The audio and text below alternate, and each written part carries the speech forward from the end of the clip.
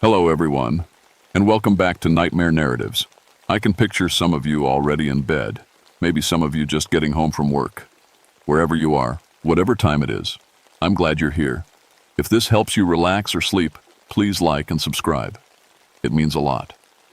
Now let's get you comfortable, and I'll tell you tonight's story.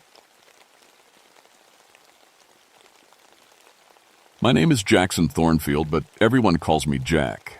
I've been a forest ranger for 16 years now, and I've seen things in these West Virginia mountains that would make most folks pack up and move to the city. But I always had an explanation for everything. Animals acting strange, weather change coming, weird sounds in the woods, just the wind through the rocks. I never believed the old stories the mountain folk told about things living in the deep places.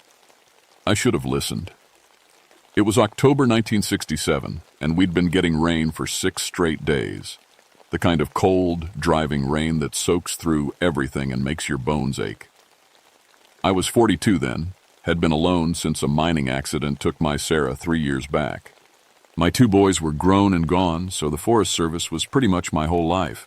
I specialized in cave rescue operations, had led 47 successful rescues over the years, even trained some Navy divers when they needed help with underwater cave systems.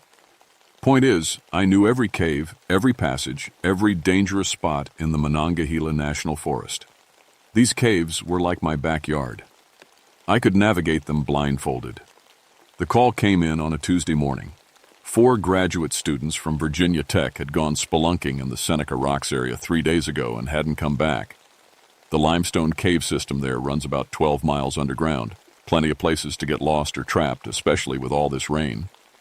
The caves would be flooding, and hypothermia would kill them fast in that cold water. I grabbed my gear, the standard stuff we used back then: carbide lamps, hemp ropes, basic radio equipment. Nothing fancy, but it had never let me down before. My partner, Dale Ashworth, met me at the trailhead. Dale was good people, steady and reliable. Been doing this almost as long as me. "What do you think, Jack?" he asked, looking up at the gray sky. "Cave-in?" "Maybe," I said, but something felt wrong already. "Let's go see what we're dealing with." The hike to the cave entrance took us through some of the prettiest country in West Virginia, even in the rain. Tall pines and oaks, moss-covered rocks, streams running high and fast. But as we got closer to the caves, I noticed the animals were acting strange.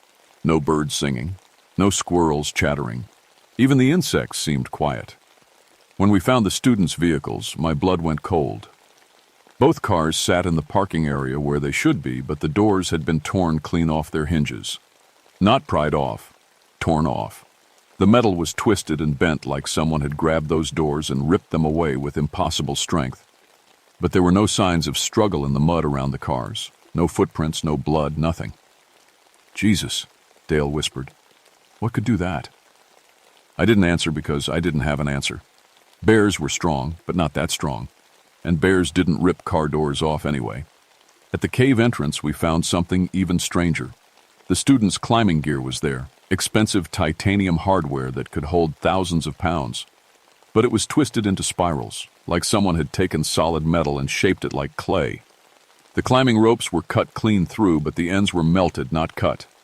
"Jack," Dale said, his voice tight, "maybe we should call this in. Get more people out here." I was thinking the same thing, but those kids had been missing for 3 days. If they were still alive, we didn't have time to wait for backup. Every hour counted in a cave rescue. I checked my equipment one more time and started setting up the rappelling gear.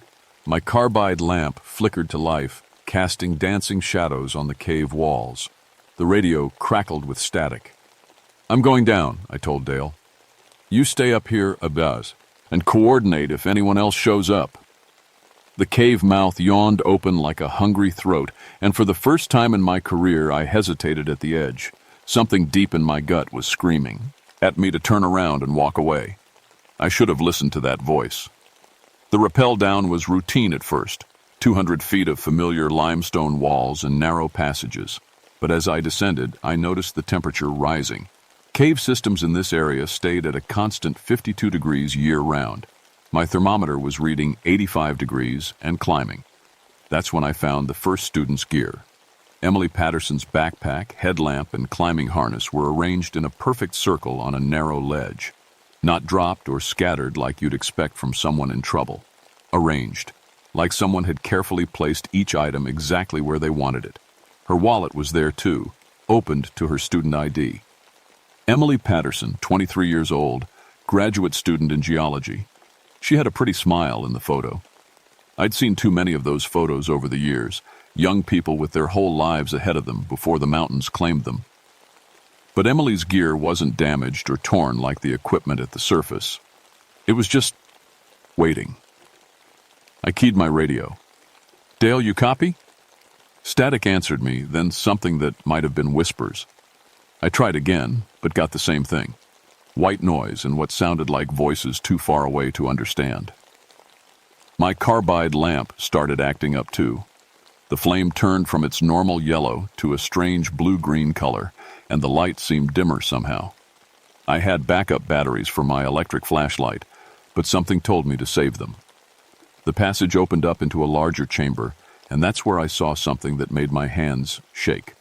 Claw marks, gouged deep into solid limestone, 6 inches deep in some places. The pattern was wrong for any animal I knew. Too wide, too long. The gouges suggested something with claws, 12 feet across, but that was impossible. Nothing that big lived in these caves, I thought. Load the marks deeper into the chamber and found more of the students' equipment, all arranged in the same careful patterns.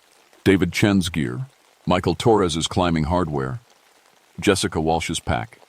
But no bodies, no blood, no signs of struggle. The chamber stretched away into darkness beyond my lamp's reach. Water dripped somewhere in the distance, but it sounded wrong. Too rhythmic, almost like a heartbeat. The walls around me were covered in formations I'd never seen before, twisted limestone shapes that looked almost organic. That's when I heard the voice. "Help! Me!" It was coming from the far wall of the chamber. Weak. Barely a whisper, but definitely human. I rushed toward the sound, my lamp casting wild shadows on the cave walls. Emily Patterson was there, but she wasn't there the way a person should be. She was embedded in the cave wall itself, her body somehow fused with the limestone. Only her face and one arm were still visible, still human. The rest of her was becoming part of the rock, her skin taking on the gray-white color of the cave walls. Her eyes tracked to me as I approached, wide with terror and pain. "Please," she whispered, her voice echoing strangely. "It's changing me. I can feel myself becoming stone." I reached for her visible hand, but stopped when I saw her fingers. They were hardening, crystallizing, tiny mineral formations growing from her fingernails. But she was still alive, still conscious. "What did this to you?" I asked, though I was afraid to hear the answer. Before she could respond, the temperature in the chamber dropped 20 degrees in an instant. My breath came out in visible puffs, and frost began forming on the cave walls. That's when I saw it. The thing that had been hunting the students. It dropped from the ceiling like a nightmare made real. 15 feet tall with leathery wings that scraped against the chamber walls. Its body was humanoid but wrong. Too long, too thin, covered in what looked like living stone. Its arms ended in claws that could carve limestone like butter. But the worst part was its face.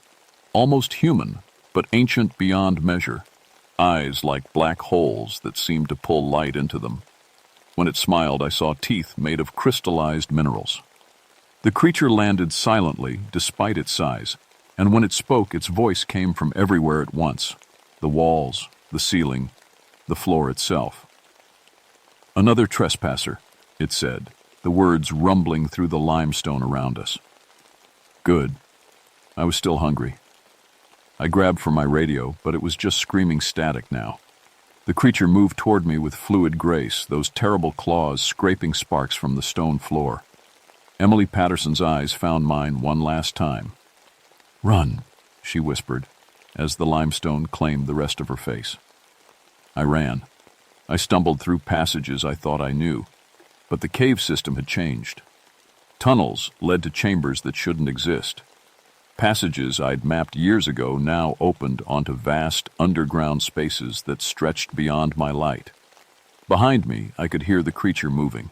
Not footsteps, something worse.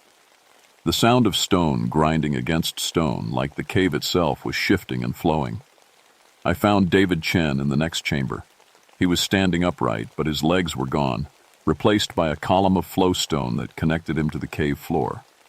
His torso was still human, but calcified patches spread across his skin like some terrible disease.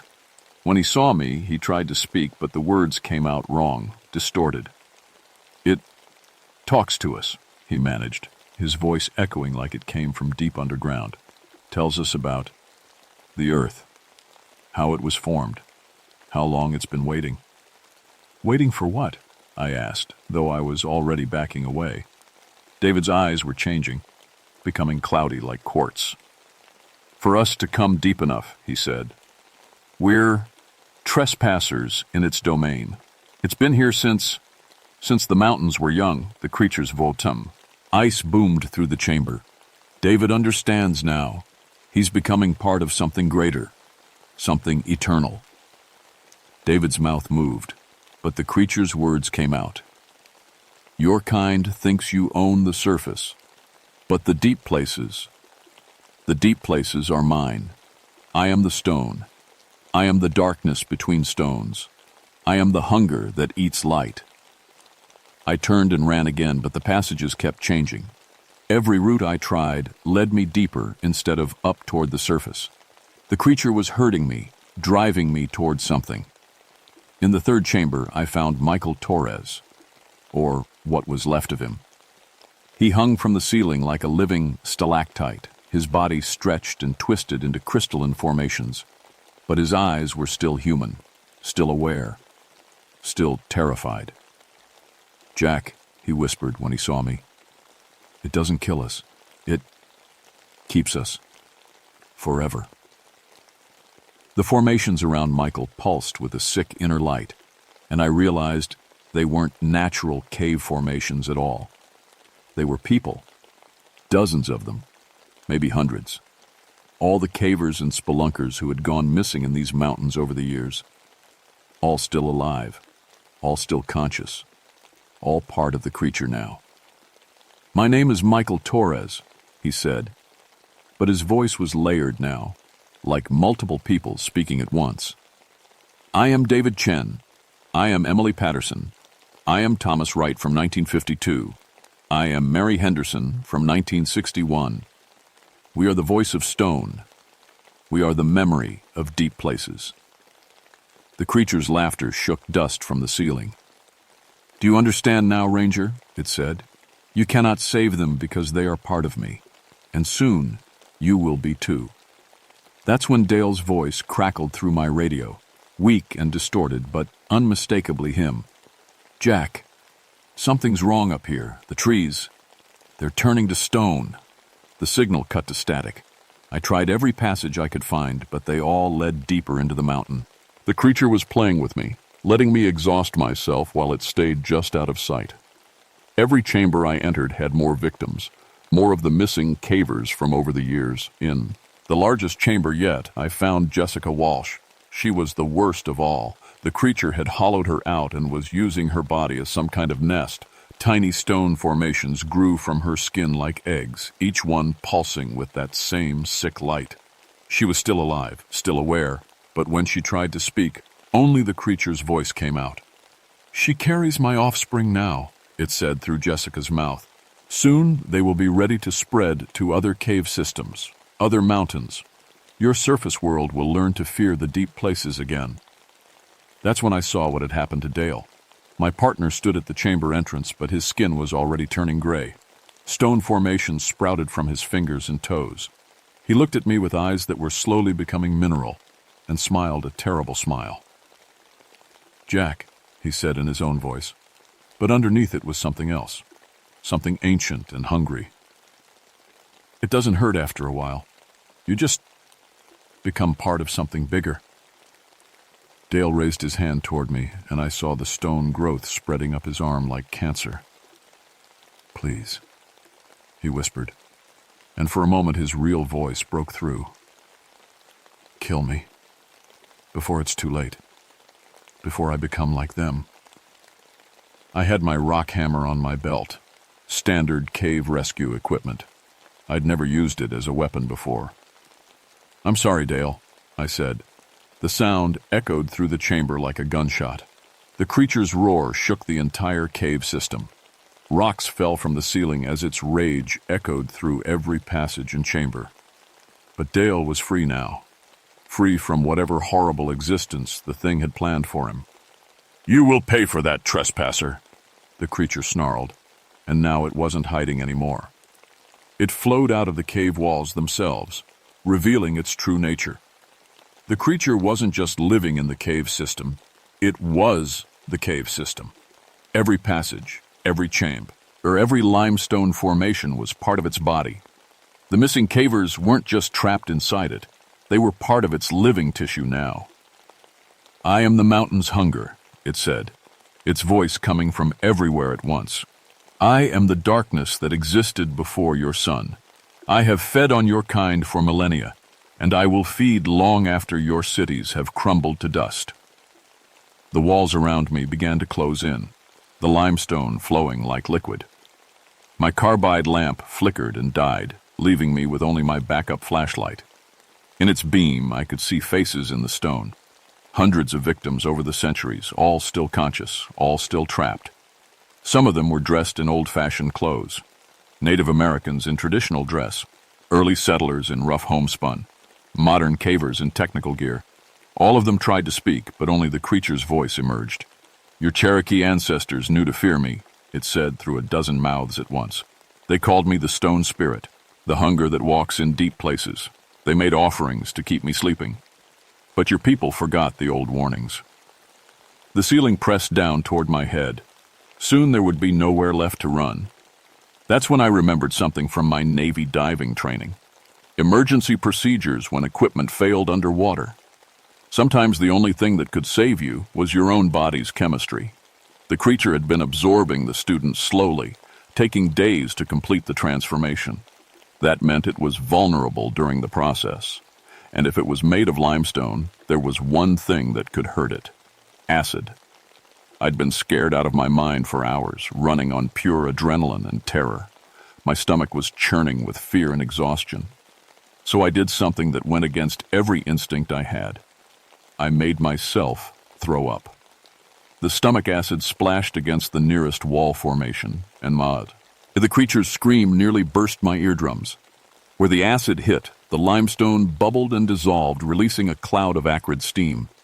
The pressure around me eased as the creature recoiled in pain. What? What are you doing? It gasped, its voice losing some of its otherworldly power. I forced myself to vomit again, aiming for the formations that looked most like faces. Each splash of acid freed another trapped soul, their final screams echoing through the chamber as decades of imprisonment ended. The creature thrashed in agony, the entire cave system convulsing around me. Passages collapsed as it lost control of its form. I could feel tons of rock shifting overhead, but the acid was working. Wherever it hit, the creature's stone flesh dissolved, revealing the true extent of its body. Miles of passages, hundreds of chambers, all connected tissue of this ancient horror. I stumbled toward what looked like the creature's core, a massive heart-shaped formation in the center of the chamber. It pulsed with that sick inner light, and I could see Dale's face trapped inside it, along with Emily and David and Michael and Jessica. With my last bit of strength, I forced up everything left in my stomach. The acid hit the heart formation dead center. The creature's death scream shook the mountain. Every passage, every chamber, every limestone formation that was part of its body began to collapse at once. The ancient horror that had fed on human life for millennia was finally dying. But it was taking the entire cave system with it.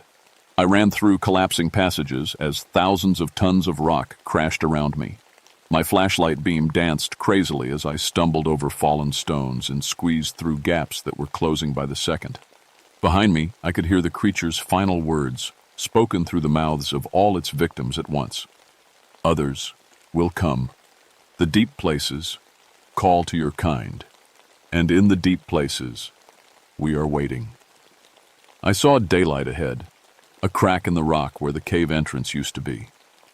The opening was getting smaller as the mountain settled, but it was still big enough for a man. I dove through just as the last of the cave system collapsed behind me. I woke up 3 days later in the Charleston hospital. The doctors said a search team found me unconscious at the base of Seneca rocks, covered in limestone dust and mineral deposits.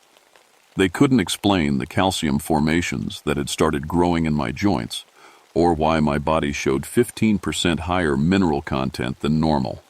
The official report listed the students' deaths as a cave-in during the flooding. Bodies unrecoverable due to unstable geological conditions. Dale Ashworth was listed as a victim of the same cave-in. The twisted car doors were explained as damage from falling rocks. I never corrected the record. I retired from the Forest Service immediately and took a job doing surface maintenance work.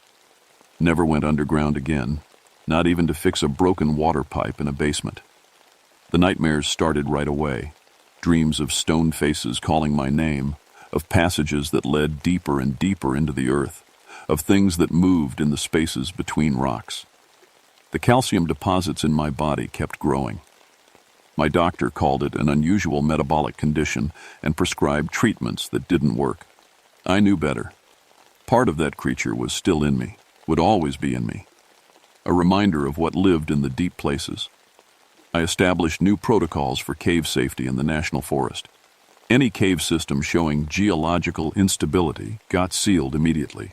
I made sure no one would accidentally stumble into another nest of those things, because I knew they were still out there. 6 months after the incident, I met with some Cherokee elders from the reservation. They weren't surprised by my story. Their grandparents had told them about the stone spirits, about the proper rituals to keep them sleeping in the deep places. "You, or people forgot the old ways," one elder told me. "Forgot that some places are not meant for human feet. The mountain spirits grow hungry when they are ignored too long." He taught me the appeasement rituals, offerings of tobacco and cornmeal left at cave entrances, prayers spoken in the old language, warnings carved in stone to keep others away. I still do those rituals. Every month I visit the sealed entrances and leave the proper offerings. The nightmares are less frequent now, and the calcium deposits have stopped growing. But sometimes, on rainy October nights like that one in 1967, I can feel something stirring deep underground, something that remembers the taste of human fear, something that's patient enough to wait decades for the next group of explorers to venture too far from the surface. So let me give you some advice, friend. If you're the type who likes to explore caves, who gets excited about spelunking and underground adventures, remember this story. Remember that some places in these old mountains have been hungry since before humans walked the earth. And whatever you do, never enter an Appalachian cave alone, especially during the rain season. The hollows keep their secrets, but sometimes those secrets keep you too.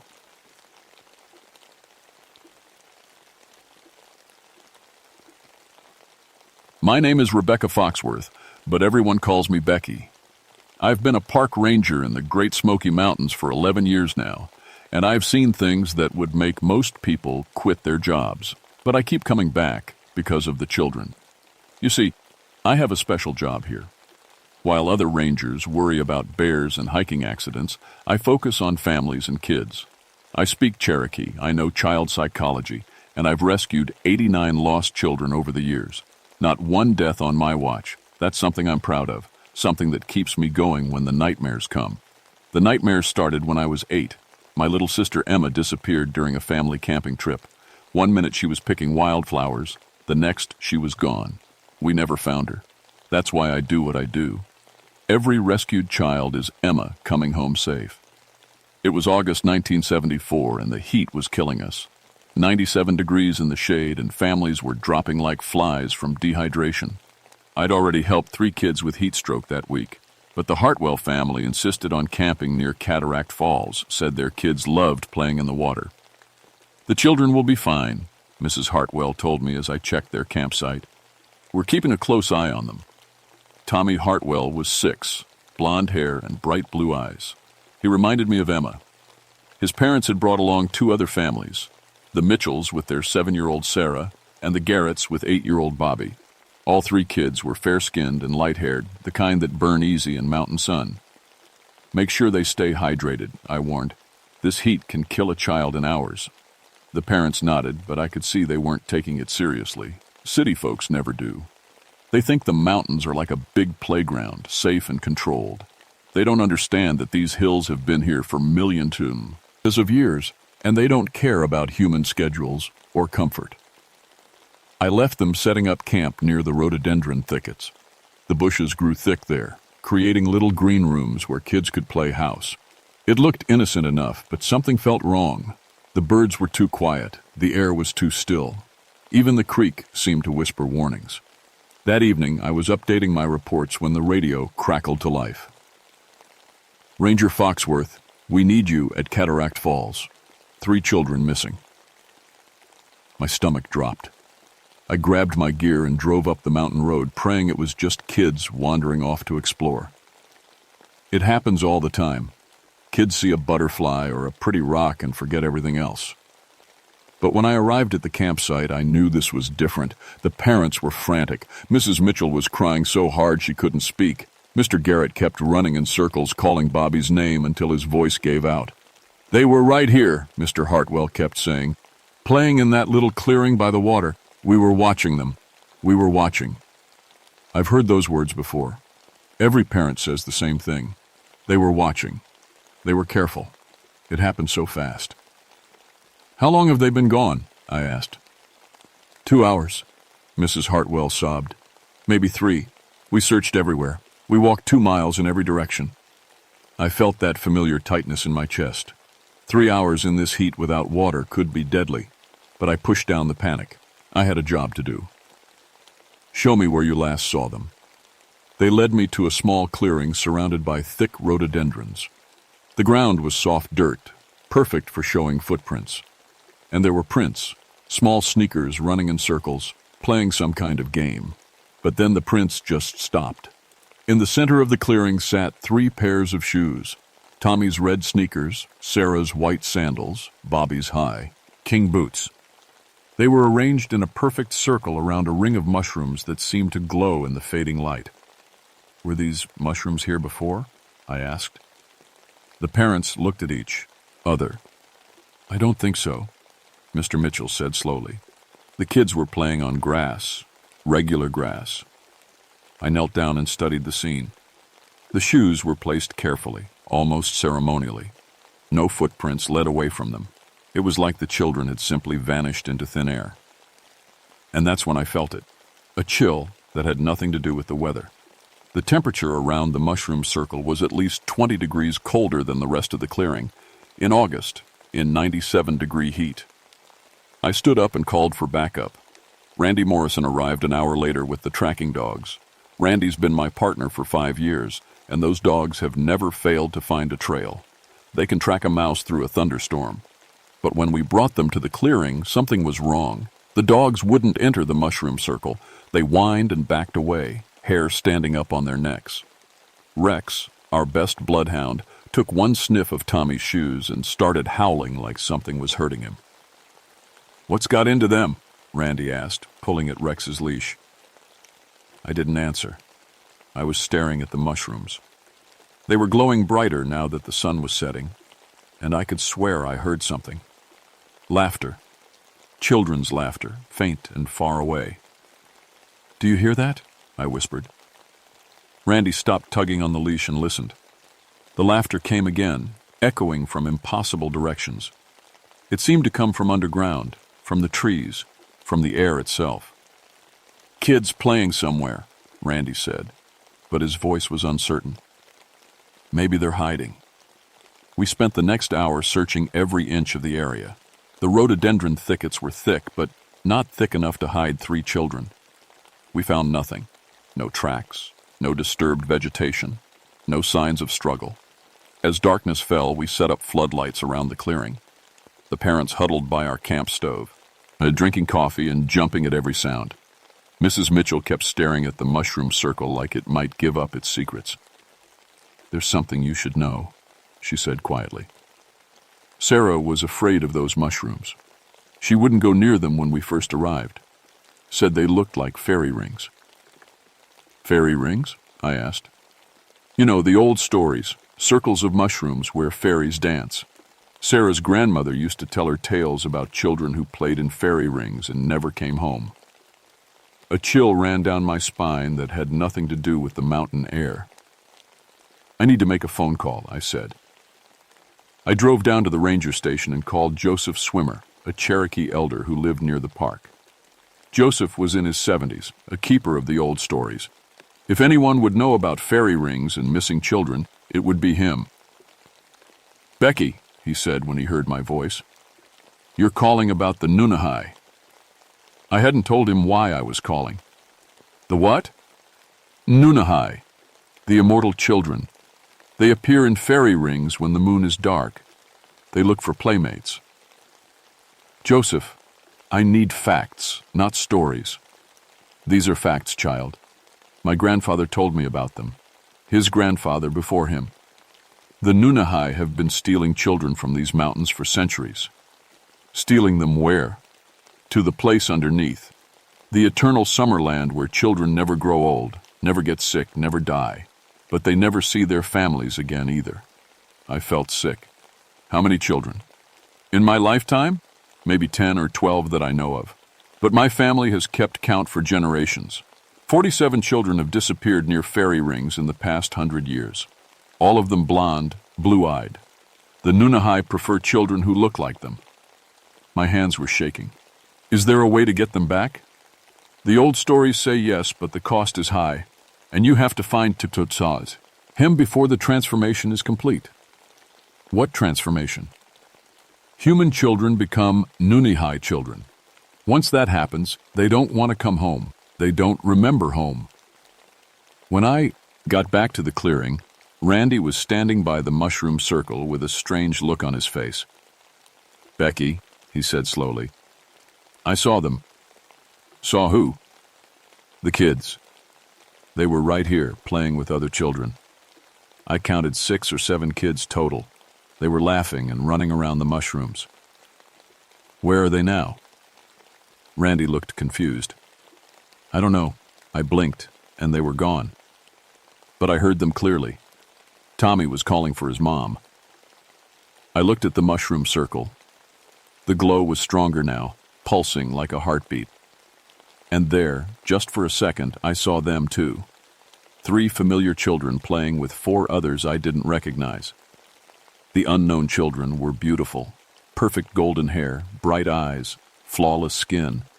They looked like they'd stepped out of a painting. But something was wrong with their shadows. In the floodlight, all the children cast shadows except the 4 I didn't recognize. I grabbed my flashlight and stepped toward the circle. Becky, don't, Randy warned. But I had to know. I had to see. The moment my foot crossed into the mushroom ring, the world changed. The clearing wasn't a clearing anymore. I stood in a vast meadow filled with wildflowers under a sky that couldn't decide if it was day or night. The air smelled like spring and summer and childhood all mixed together. Somewhere in the distance, I could hear children laughing and playing. Welcome, Rebecca. I spun around. A boy stood behind me, maybe 10 years old, with golden hair and eyes like green glass. He was beautiful, but in a way that made my skin crawl. Too perfect. Too bright. We've been waiting for you, the boy said. His voice echoed strangely, like it was coming from underwater. Where are the children? Where are Tommy, Sarah, and Bobby? The boy smiled. They're playing. They're happy. They're safe. I want to see them. Of course you do. Follow me. He turned and walked across the meadow, his feet barely touching the ground. I followed, my ranger training screaming at me to be careful, to watch for danger. But what could I do? 3 children were counting on me. We walked for what felt like hours, though the light never changed. The meadow stretched on forever, filled with impossible flowers and trees that seemed to whisper my name. I saw movement in my peripheral vision, other children playing games I didn't recognize, singing songs in languages I'd never heard. How long have you been here? I asked the boy. Time is different here, he said. A day, a year, a century, it's all the same. We don't age. We don't get sick. We don't die. Don't you miss your families? The boy stopped and looked at me with those unsettling green eyes. What families? We've always been here. We've always been together. But I saw something flicker across his face. Confusion. Pain. Like he was trying to remember something important but couldn't quite grasp it. We crested a small hill, and there they were. Tommy, Sarah, and Bobby sat in a circle with 6 other children playing some kind of clapping game. They looked happy, laughing and singing. But something was wrong. Tommy's fingernails were darker than they should be, almost bark-like. Sarah's eyes had taken on a greenish tint, and when she spoke, the words were Cherokee, a language she'd never learned.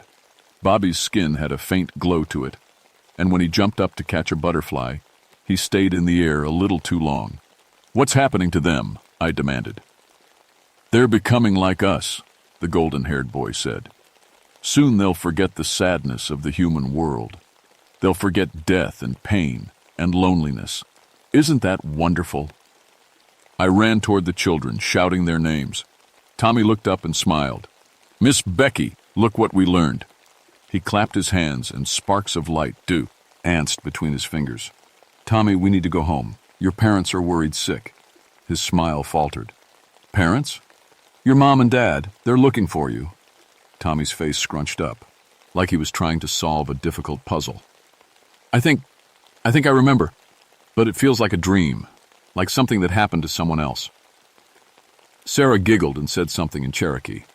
The other children laughed like it was the funniest thing they'd ever heard. What did she say? I asked the golden-haired boy. She said the old woman smells like fear and sadness. She asked why you would want to take them back to a place where children cry. My heart was breaking. Sarah's eyes were completely green now, and when she looked at me, I saw no recognition at all. Sarah, honey, it's me, Ranger Becky. Remember? I helped you find your way back to camp yesterday when you got lost picking berries. Sarah tilted her head like a curious bird. I don't pick berries, she said in perfect Cherokee. I eat starlight and drink morning dew. That's when I heard Randy's voice, faint and far away. Becky, Becky, where are you? I turned toward the sound and saw him stumbling across the meadow, looking dazed and confused, but something was happening to him. With each step, he looked younger. His gray hair was turning brown. The lines around his eyes were smoothing out. Randy, don't come any closer, I shouted, but it was too late. He reached the circle of children and sat down heavily, breathing hard. Strangest thing, he said, but his voice was higher than before. I stepped into that mushroom ring looking for you, and suddenly I was here. How long have we been gone? I don't know, I said, but I had a terrible feeling it had been much longer than it felt. More children appeared from the meadow, dozens of them, all beautiful, all perfect, all with that same unsettling glow. I realized these must be the other missing children Joseph had told me about. 47 children lost over 100 years, all transformed into these eternal fairy creatures. Why children? I sked the golden-haired boy. Why do you take children? Because children know how to play, he said simply. Adults forget. They worry about time and money and death. Children live in the moment. They believe in magic. Randy was getting younger by the minute. His clothes hung loose on his shrinking frame. He was laughing at something Bobby had said, his adult concerns melting away like ice in summer.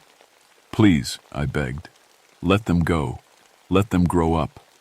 Let them live their lives. The golden-haired boy shook his head sadly. They are living. They're living forever. No sickness, no pain, no death. What more could any parent want for their child? A choice, I said. The choice to make their own decisions, to fall in love, to have children of their own, to experience everything life has to offer, good and bad. But why would anyone choose sadness? I thought about my sister Emma, about all the children I'd rescued over the years, about the parents waiting back in the real world. Because sadness makes the joy more precious, I said. Because growing up means becoming who you're meant to be. Because love only matters if you can lose it. The boy considered this, his perfect face troubled.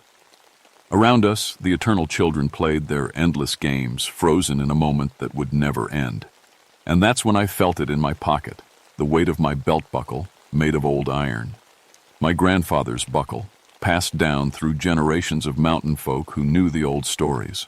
The iron was burning hot against my leg. I pulled out my iron belt buckle, and the effect was immediate. The golden-haired boy hissed and stepped back, shielding his eyes. All around us, the eternal children stopped playing and stared at the buckle with fear and confusion. Cold iron, I whispered, remembering Joseph's words. You can't stand cold iron. Put it away, the boy pleaded. It hurts us. It burns. But I held it higher, and the buckle grew hotter in my hand. The impossible meadow flickered around us like a TV with bad reception. For a moment, I could see through to the real world, the mushroom circle, the floodlights, the worried parents. Tommy? Sarah? Bobby? I called. Look at this. Remember this? Tommy looked at the iron buckle and blinked hard. My dad has one like that. He wears it with his work clothes. That's right. Your dad is waiting for you. Your mom is crying because she's scared you're hurt. Tommy's bark-like fingernails began to fade back to normal. The magic was weakening around him. But Sarah only laughed and spoke more Cherokee words. She was too far gone, too changed. Her transformation was nearly complete. Bobby was somewhere in between. His skin still glowed, but his feet touched the ground now. I remember camping, he said slowly. I remember s'mores, but it feels like a long time ago. Randy was now about 12 years old and getting younger by the minute. He was giggling at everything, his adult memories fading like photographs in sunlight. We have to go, I told the children. Now, before it's too late. I pulled out my camping gear, searching for more iron. My knife had an iron blade. My compass had iron components. I arranged them in a circle around Tommy and Bobby, and the boys seemed to wake up a little more. It hurts, Sarah said, but now she was speaking English again. The metal hurts my eyes. The golden-haired boy was backing away, and the other eternal children were retreating too, but I could see anger replacing fear on their perfect faces. You can't take them, the boy said. They belong here now. They're ours. They're not yours, I said firmly. They're children, with families who love them. They have lives to live. We love them too. We'll love them forever. But you can't let them grow. You can't let them choose. More eternal children were gathering around us now, dozens of them, and their beauty was becoming terrible. Their eyes were too bright, their smiles too wide. They moved, like wolves circling prey. Becky, Tommy whispered, I want to go home. I want my mom. That's when the eternal children attacked. They couldn't touch the iron directly, but they swarmed around us, creating whirlwinds of flower petals and singing in voices that made my head spin. They were trying to confuse us, to make us drop the iron and forget why we came. Randy, now about 8 years old, started to wander toward them. Randy, no! I grabbed his shirt and pulled him back into the iron circle. But they want to play, he said in a little boy's voice. They look fun. Sarah was fighting the magic now, tears streaming down her green-tinted eyes. I remember Mom reading me stories, she sobbed. I remember my room with the pink walls. That's it, honey. Hold on to those memories. The iron was burning my hands now, but I didn't let go. I could feel the fairy realm fighting me, trying to pull the children back into eternal childhood. There's only one way out, I realized. We have to all leave together, or the realm won't let any of us go. I looked at the dozens of eternal children surrounding us. 47 lost kids, plus however many had been taken before people started counting, all of them trapped in this beautiful prison. Come with us, I called to them. All of you. You can grow up. You can go home. But the golden-haired boy shook his head. We don't remember home. This is all we know. And I saw the truth in his ancient young eyes. Some of them had been here so long, they truly were more fairy than human now. The transformation was complete. They couldn't leave even if they wanted to. But maybe some of the newer ones. "If you remember your real name," I shouted. "If you remember your family, step into the circle." 3 children broke away from the group and stumbled toward us. They looked confused and scared, like they were waking up from a long dream. The golden-haired boy screamed in rage, "No, you belong here! You're safe here!" But the iron circle was growing stronger. Reality was bleeding through the fairy realm, showing cracks in the eternal summer sky. "Everyone hold hands," I ordered. "Don't let go no matter what happens." We formed a chain. Me, Tommy, Bobby, Sarah, young Randy, and the 3 children who'd chosen to remember. The iron circle began to spin around us, faster and faster, until the meadow became a blur of impossible colors. The eternal children were chanting now, their voices rising in a song of loss and longing. They knew they were losing playmates, maybe forever. The last thing I saw was the golden-haired boy reaching out to us, tears like diamonds on his perfect cheeks. "Don't leave us alone," he whispered. And then we were falling back into the real world. We hit the ground hard in the mushroom circle, gasping and choking on normal air. The floodlights were blazing and I could hear the parents screaming our names. "Tommy, Sarah, Bobby!" The children were unconscious but breathing. Randy was still 8 years old, curled up like a sleeping child. The 3 other kids we'd brought back were teenagers now, though they'd been taken as small children decades ago. It had been 4 days since the children disappeared, though it felt like 4 hours to us. 4 days of frantic searching, media coverage, search and rescue teams from 3 states. The paramedics rushed in and loaded the children into ambulances. They were dehydrated and confused, but alive. As they checked Tommy's vitals, I saw the paramedic frown at his blood work results. "Cellular anomalies," he muttered. "Enhanced healing factors. I've never seen anything like it." Sarah was speaking both Cherokee and English now, switching back and forth like she was translating for invisible friends. Bobby's skin still had that faint glow, though it was fading. The 3 older children we'd rescued were taken to a special facility. They had no identification, no records of existence. One of them remembered Baj, being taken from a campground in 1962. Another thought her name might be Linda, but she wasn't sure. Randy aged back to normal over the next week, though he never quite remembered what happened in the fairy realm. He just knew he'd had the most wonderful dreams about being a child again. I filed my official report. Children found in remote ravine, dehydrated but alive. Ranger Morrison suffered temporary amnesia due to head injury during search. 3 unidentified individuals require medical attention and psychiatric evaluation.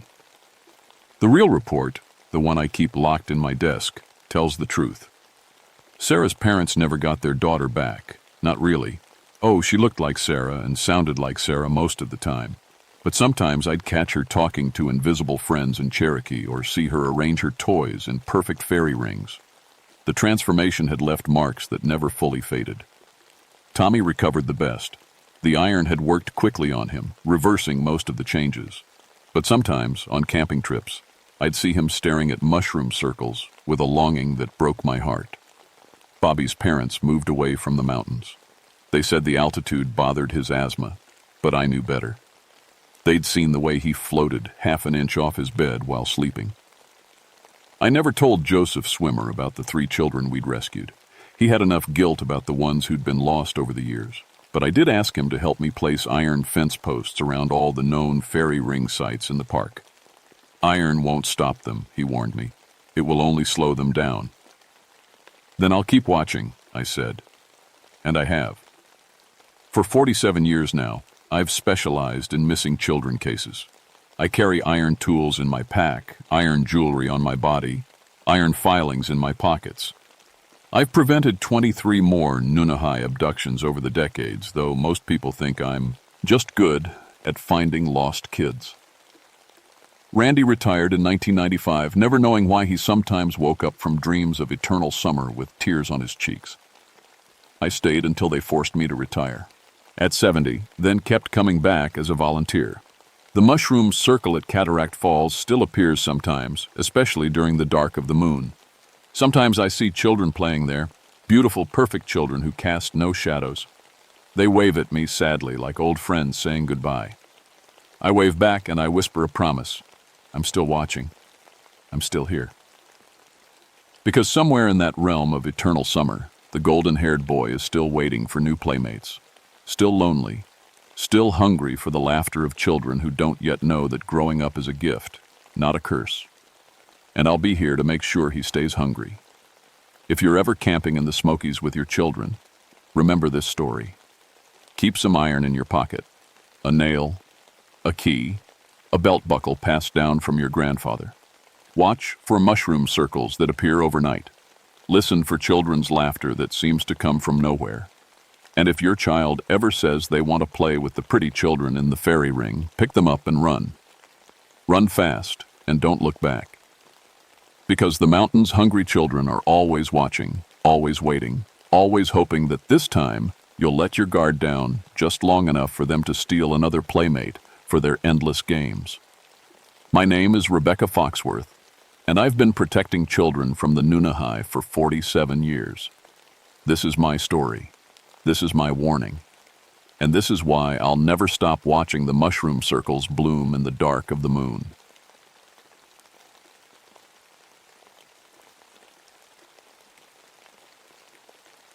My name is Luther Ashford, but everyone calls me Luke. I've been a ranger in Jefferson National Forest for 14 years now, and I've seen things that would make most folks pack up and move to the city. Bears that weigh 600 pounds. Mountain lions that can take down a full-grown deer in seconds. Hunters who get lost and do stupid things that nearly get them killed. But I'm good at what I do. Real good. In my time here, I've tracked 156 bears and 78 mountain lions. I know how they think, how they move, how they kill. Used to be Army Rangers before this. Different kind of ranger, but the skills carry over. Tracking. Staying calm when things go bad. Knowing the difference between what's dangerous and what's just scary. I'm 39 now, live alone in a cabin about 10 miles from the main station. Divorced 3 years back.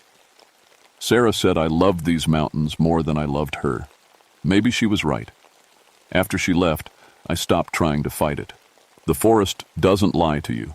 It doesn't change its mind or ask for things you can't give. It just is what it is. November 1981 was when everything changed. The leaves had mostly fallen, and we'd gotten our first snow early that year. Hunting season was in full swing, which meant my radio never stopped crackling with calls about lost hunters, illegal camps, and folks taking shots at things they shouldn't. That's when Jim Bradshaw came stumbling into the ranger station, white as a sheet and shaking like a leaf. "Luke," he said, barely able to get the words out. "You got to come see this. Up on Backbone Ridge. Something killed a whole bunch of deer, but it ain't like nothing I ever seen." Jim's been hunting these woods for 20 years. He's not the type to get spooked by a bear or even a big cat, but he looked like he'd seen a ghost. "What kind of something?" I asked, grabbing my gear. "I don't know what to call it. Big as a bear, but it moves like a cat. And Luke..." He stopped, rubbing his face with shaky hands. "It drained all the blood. Every last drop. But didn't eat hardly any of the meat." Now, I'd heard stories like this before. Down in North Carolina, they call it the Beast of Bladenboro. Folks claim there's some kind of vampire cat that kills livestock and pets. But every time I looked into those stories, turned out to be just a black bear or maybe a sick mountain lion. Animals do strange things when they're hurt or desperate. But Jim looked so scared, I figured I better check it out. The drive up to Backbone Ridge takes about 40 minutes on the old logging roads. It's rough country, 4,000 feet up, thick hardwood forest, and ravines so deep you can't see the bottom. Perfect place for large predators to hide. Perfect place for someone to get hurt if they're not careful. When we got there, I knew right away this wasn't any normal bear kill. 12 deer. That's how many we found in the first hour of searching. All of them arranged in a rough circle, maybe 50 yards across. Each one had 2 puncture wounds in the neck, clean and precise. The blood was completely gone, but the bodies looked fresh. No bloating, no smell of decay. like they'd been killed an hour ago instead of what had to be several days. "Jim," I said, kneeling next to the nearest carcass, "when did you first see this?" "Yesterday morning. But, Luke, I swear these bodies weren't here when I walked through 3 days ago." I pulled out my measuring tape and started documenting everything. The puncture wounds were exactly 3 inches apart, too wide for any mountain lion I'd ever seen. Too precise for a bear. Bears tear and rip. This looked almost surgical. Then I found the tracks. They were huge, 8 inches across, bigger than any bear print in my files. 4-toed, like a cat, but with claw marks that went deep into the frozen ground. The stride length was what really got my attention. 6 feet between prints when it was walking normally. That meant whatever made these tracks stood at least 6 feet tall at the shoulder. "Jim, you said it moved like a cat?" "Yeah, but..." He pointed to a set of tracks leading away from the kill site. "Look at these." The tracks changed. For about 20 yards, they showed the same 4-legged pattern. Then suddenly, they became 2-legged. Same size, same claw marks, but now they were spaced like something walking upright. Like a man, but with feet the size of dinner plates. I'd never seen anything like it in 14 years of tracking. We followed the trail for about a quarter mile. It led us through thick pine groves and across a frozen creek. The tracks were easy to follow at first. Whatever this thing was, it was heavy enough to leave deep impressions, even in the rocky soil. Then they just stopped. Not at a cliff or a stream or anywhere that made sense. They just ended in the middle of a small clearing, like the creature had vanished into thin air. "Luke," Jim's voice was barely a whisper. "You smell that?" I did. Musky, like a wet dog, but with something else underneath, something sweet and sickly, like meat that's starting to turn. The scent seemed to be coming from everywhere at once. That's when my radio crackled to life. "Luke, this is Frank. You copy?" Frank Williamson, my partner for the last 6 years. Good man, steady head. "I'm here, Frank. What's your 20? "About 2 miles south of your position, Luke. I got more kills down here." "Same pattern. And Luke..." His voice dropped. "I got witnesses." The witnesses were a family from Richmond. Dad, Mom, 2 teenage kids on a camping trip. They'd set up their tent near a small lake about 3 miles from where Jim found the first kills. Around midnight, something had walked through their camp. It was huge, the father told us, his wife and kids huddled in their car, walking on 2 legs like a man, but covered in black foam. Its eyes..." He shuddered. "Its eyes glowed red in our flashlight beam." "How tall?" I asked. 8 feet, maybe more. It didn't try to hurt us, just walked right through our camp like we weren't even there. But the sounds it made..." The man's wife started crying. "Like a woman screaming, but not human. Not human at all." We convinced them to pack up and head back to town. Whatever was out here, it was big enough and strange enough that I didn't want civilians around. Frank pulled me aside. "Luke, I brought someone with me. Dr. Susan Hayes from the Game Commission. She's a biologist, specializes in predator behavior." Dr. Hayes was a small woman, maybe 40, with intense green eyes and graying hair pulled back in a ponytail. She'd already started examining the kills Frank had found. "Ranger Ashford," she said, shaking my hand. "I've never seen anything like this. The blood drainage is complete, not a drop left in any of these animals. But there's no pooling, no spatter pattern. It's like something drank it all while the heart was still pumping. What kind of predator does that?" She looked at me for a long moment. "Honestly, none that I know of. At least, none that exist in North America." We set up a base camp that night about a mile from the kill sites. 3 tents, portable radio, and enough gear to stay out for a week if we needed to. Dr. Hayes had brought some fancy equipment, night vision scopes, motion sensors, even a few trail cameras that could see in complete darkness. "If this thing is real," she said, "we'll get pictures." But the cameras never worked right. Every time we checked them, the film was ruined, just static and white streaks like something had interfered with the electronics. The motion sensors went off constantly, but when we investigated, there was never anything there. The second night, we heard it calling. I was on watch around midnight when the sound started. Low at first, like wind through the trees. Then it got louder, clearer.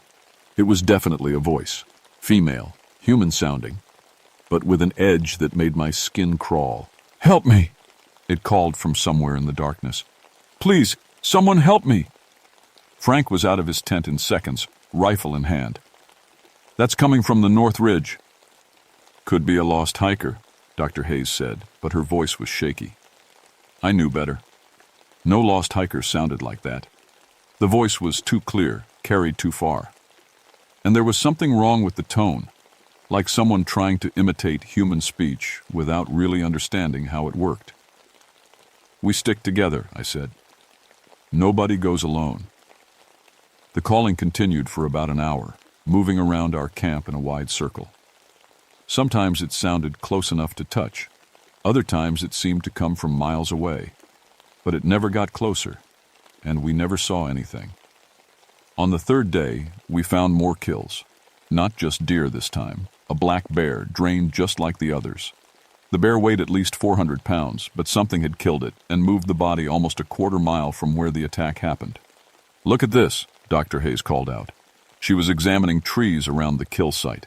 Deep claw marks scored the bark, starting about 10 feet off the ground and going up another 5 feet. Whatever did this is huge, and it climbs. That night, Frank volunteered to take the late watch. I should have said no, should have insisted we all stay together. But Frank was experienced, and we needed someone awake while the rest of us slept. I woke up around 3 in the morning to silence. Not normal forest silence. There are always sounds in the woods at night. Owls, small animals moving through the underbrush, wind in the trees. This was different.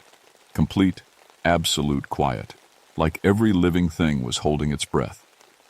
Frank's radio was sitting on the log next to our fire pit, hissing with static. "Frank?" I called softly. No answer.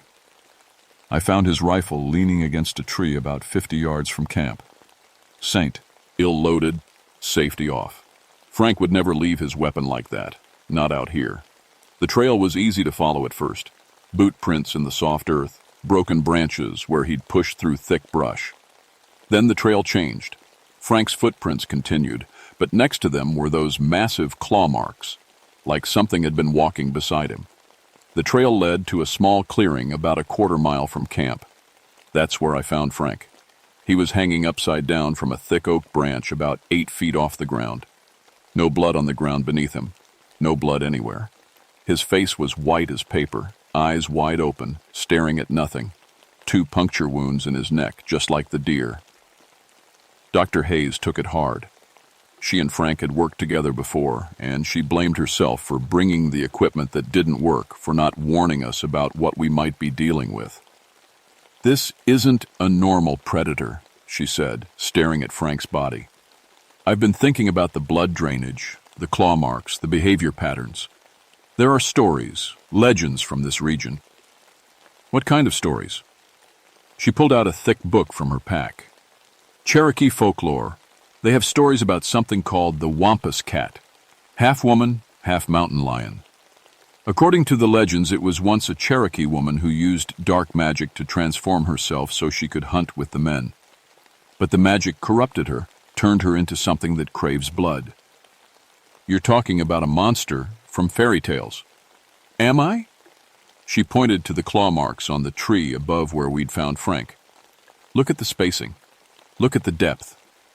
Whatever did this has to be at least 8 feet tall and strong enough to lift a 200-pound man into a tree." That night, it came for us. We'd moved our camp after finding Frank, but it didn't matter. The thing knew where we were. It started just after midnight. First, the electronics went crazy. Radio filled with static, flashlights dimming and flickering. Then came the sound of something large moving through the trees around our camp. "There," Dr. Hayes whispered, pointing into the darkness beyond our fire. 2 red lights gleamed in the forest about 8 feet off the ground, eyes reflecting our firelight. But no animal's eyes glowed that bright, that steady.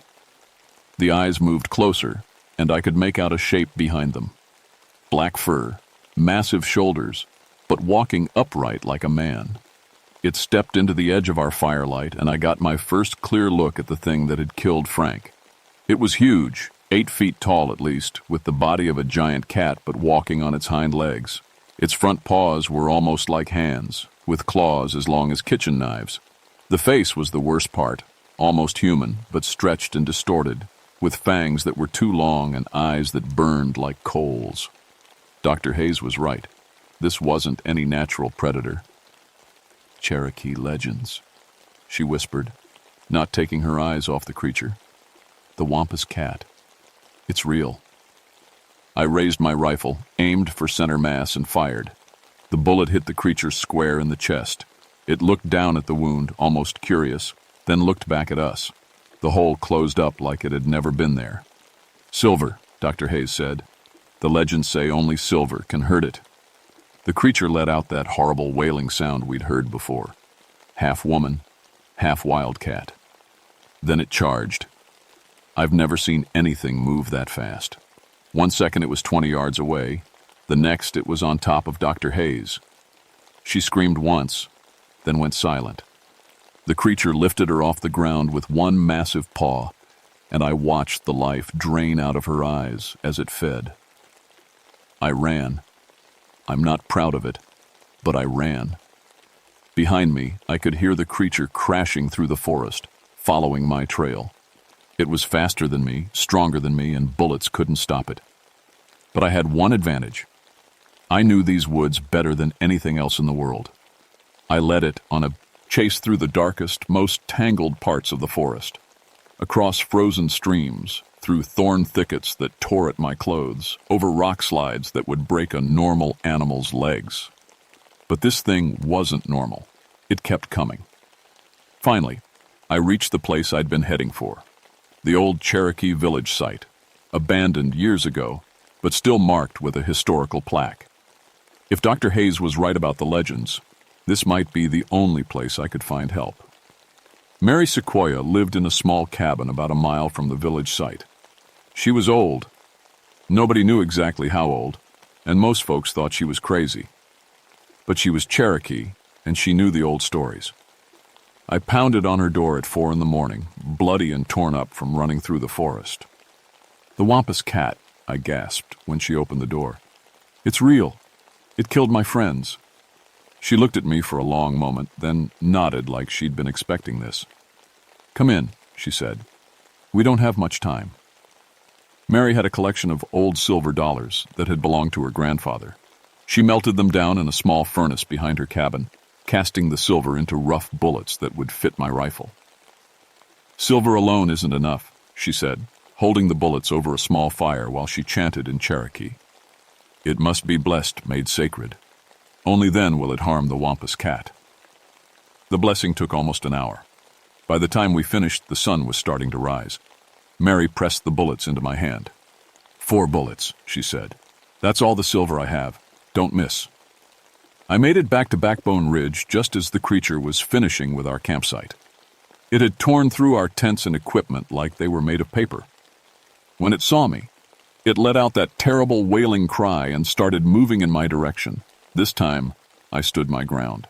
The first silver bullet hit it in the shoulder. A creature screamed, not the wailing cry from before, but a sound of real pain. Black blood sprayed from the wound, and the thing stumbled backward. The second bullet caught it in the chest. More screaming, more black blood. But it kept coming. The third bullet hit it in the face just below the left eye. The creature fell to its knees, clawing at the wound. The silver was burning it from the inside out. I had 1 bullet left. I took careful aim and put it right between those glowing red eyes. The Wampus cat fell backward off the cliff face, crashing down into the ravine below. I could hear it hitting rocks and trees on the way down. Then silence. I found the creature at the bottom of the ravine, still alive but barely. The silver bullets had done real damage. Its face was a burned ruin, and black blood pooled around its body. But it was healing. Slowly, but I could see the wound starting to close. Following a blood trail, I tracked it to a cave system I'd never seen before, hidden behind a waterfall about a half mile from the cliff. The cave went deep into the mountain, and the smell that came out of it was like nothing I'd ever experienced. Death and decay and something else. Something old and evil. I didn't go in far, but I went in far enough. The cave was full of bones. Human bones, animal bones, some so old they crumbled when I touched them. I found artifacts too. Cherokee pottery, colonial-era buttons, a Civil War sword. This thing had been killing in these mountains for hundreds of years. The creature was at the very back of the cave, curled up like it was sleeping. The silver wounds were healing, but slowly. In a few days, maybe a week, it would be back to full strength. I had some dynamite in my pack, standard gear for clearing fallen trees from trails. I used all of it to seal the cave entrance. Brought down enough rock to bury the thing for good, or at least for a very long time. The official report blamed Frank and Dr. Hayes' deaths on a rogue black bear. The area around Backbone Ridge was closed to hunting indefinitely.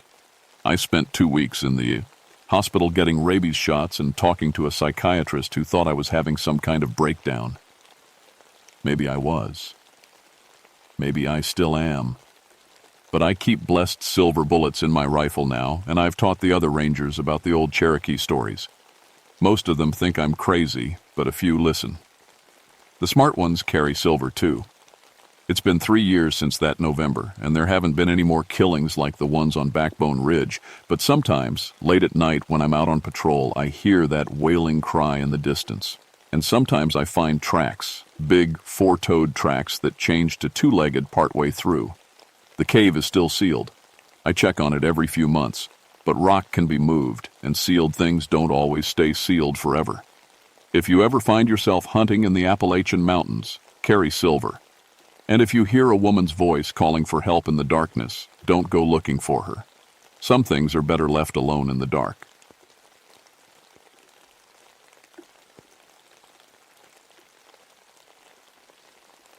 My name is William Shepard, but folks just call me Bill. I've been a ranger in Daniel Boone National Forest for 18 years now, and I've seen pretty much everything these Kentucky woods can throw at you. Bears, wild boar, lost hikers, illegal hunters, you name it. But what happened at Massacre Hollow in September of '63 changed everything I thought I knew about this job. I'm 44 years old, born and raised right here in Kentucky. My great-grandfather fought with the Union Army during the Civil War, and my family's been telling those old battle stories for as long as I can remember. That's probably why I ended up specializing in historical sites protection. Over the years, I've documented 34 historical sites across the forest, most of them Civil War related. I know these battlefields like the back of my hand. Now, I've always been a practical man.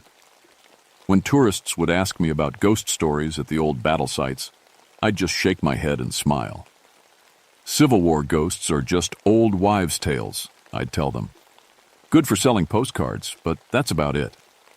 I figured people just got spooked being in places where men died. Nothing more to it than that. The trouble started when I got a call from a Civil War reenactment group. They'd been planning to hold their annual event at Massacre Hollow, same as they had for the past 5 years. But this time, something was different.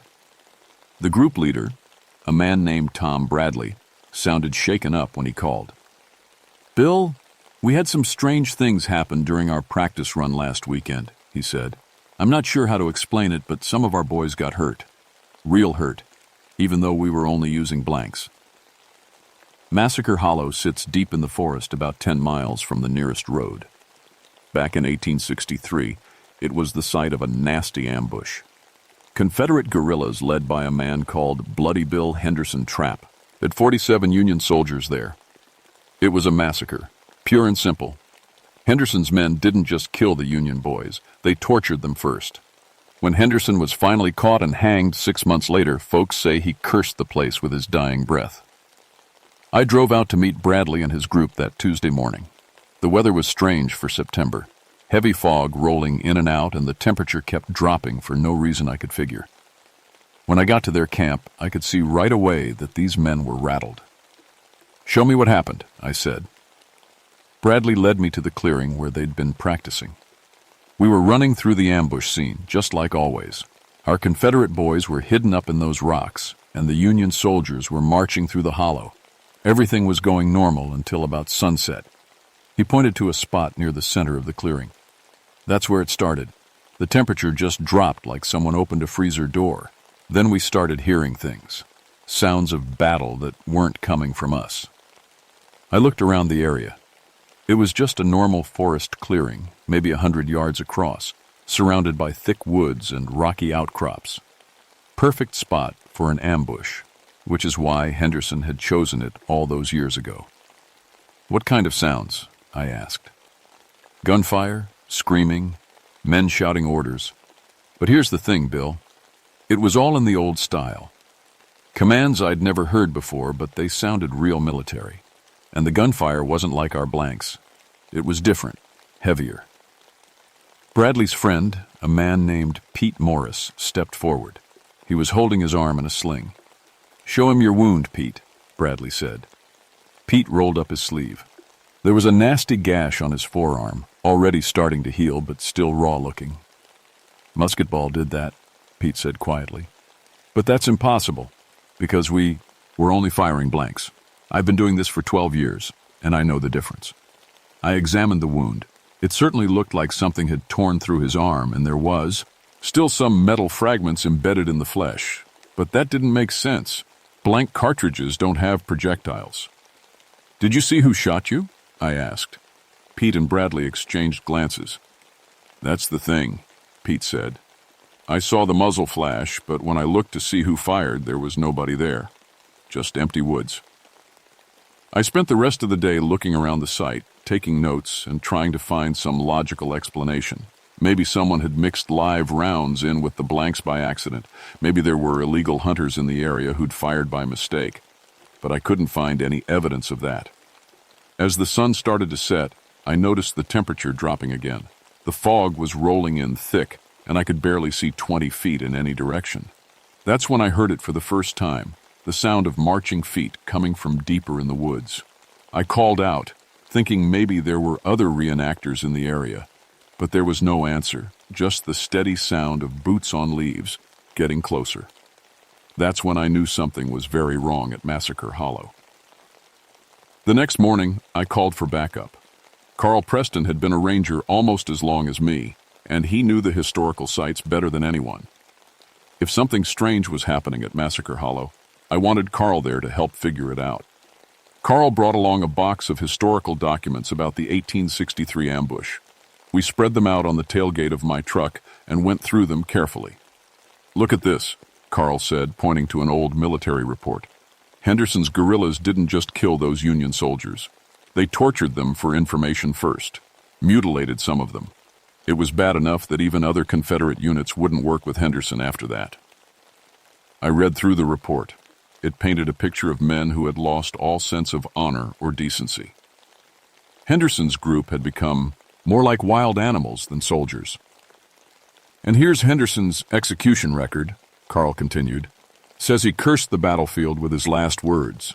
Told the hangman that he and his boys would keep fighting the war until Judgment Day." "You don't believe in that stuff, do you?" I asked. Carl shrugged. "I didn't used to, but I've been doing some research since you called. There have been reports of strange things at Massacre Hollow going back decades. People seeing soldiers in the woods, hearing battle sounds, finding old bullets in trees. Most folks just write it off as imagination, but there's an awful lot of reports for it to be nothing." We decided to camp at the site that night to see what happened. As the sun started going down, that familiar chill set in. The fog rolled through the trees like it had a mind of its own, swirling and shifting in patterns that didn't match the wind.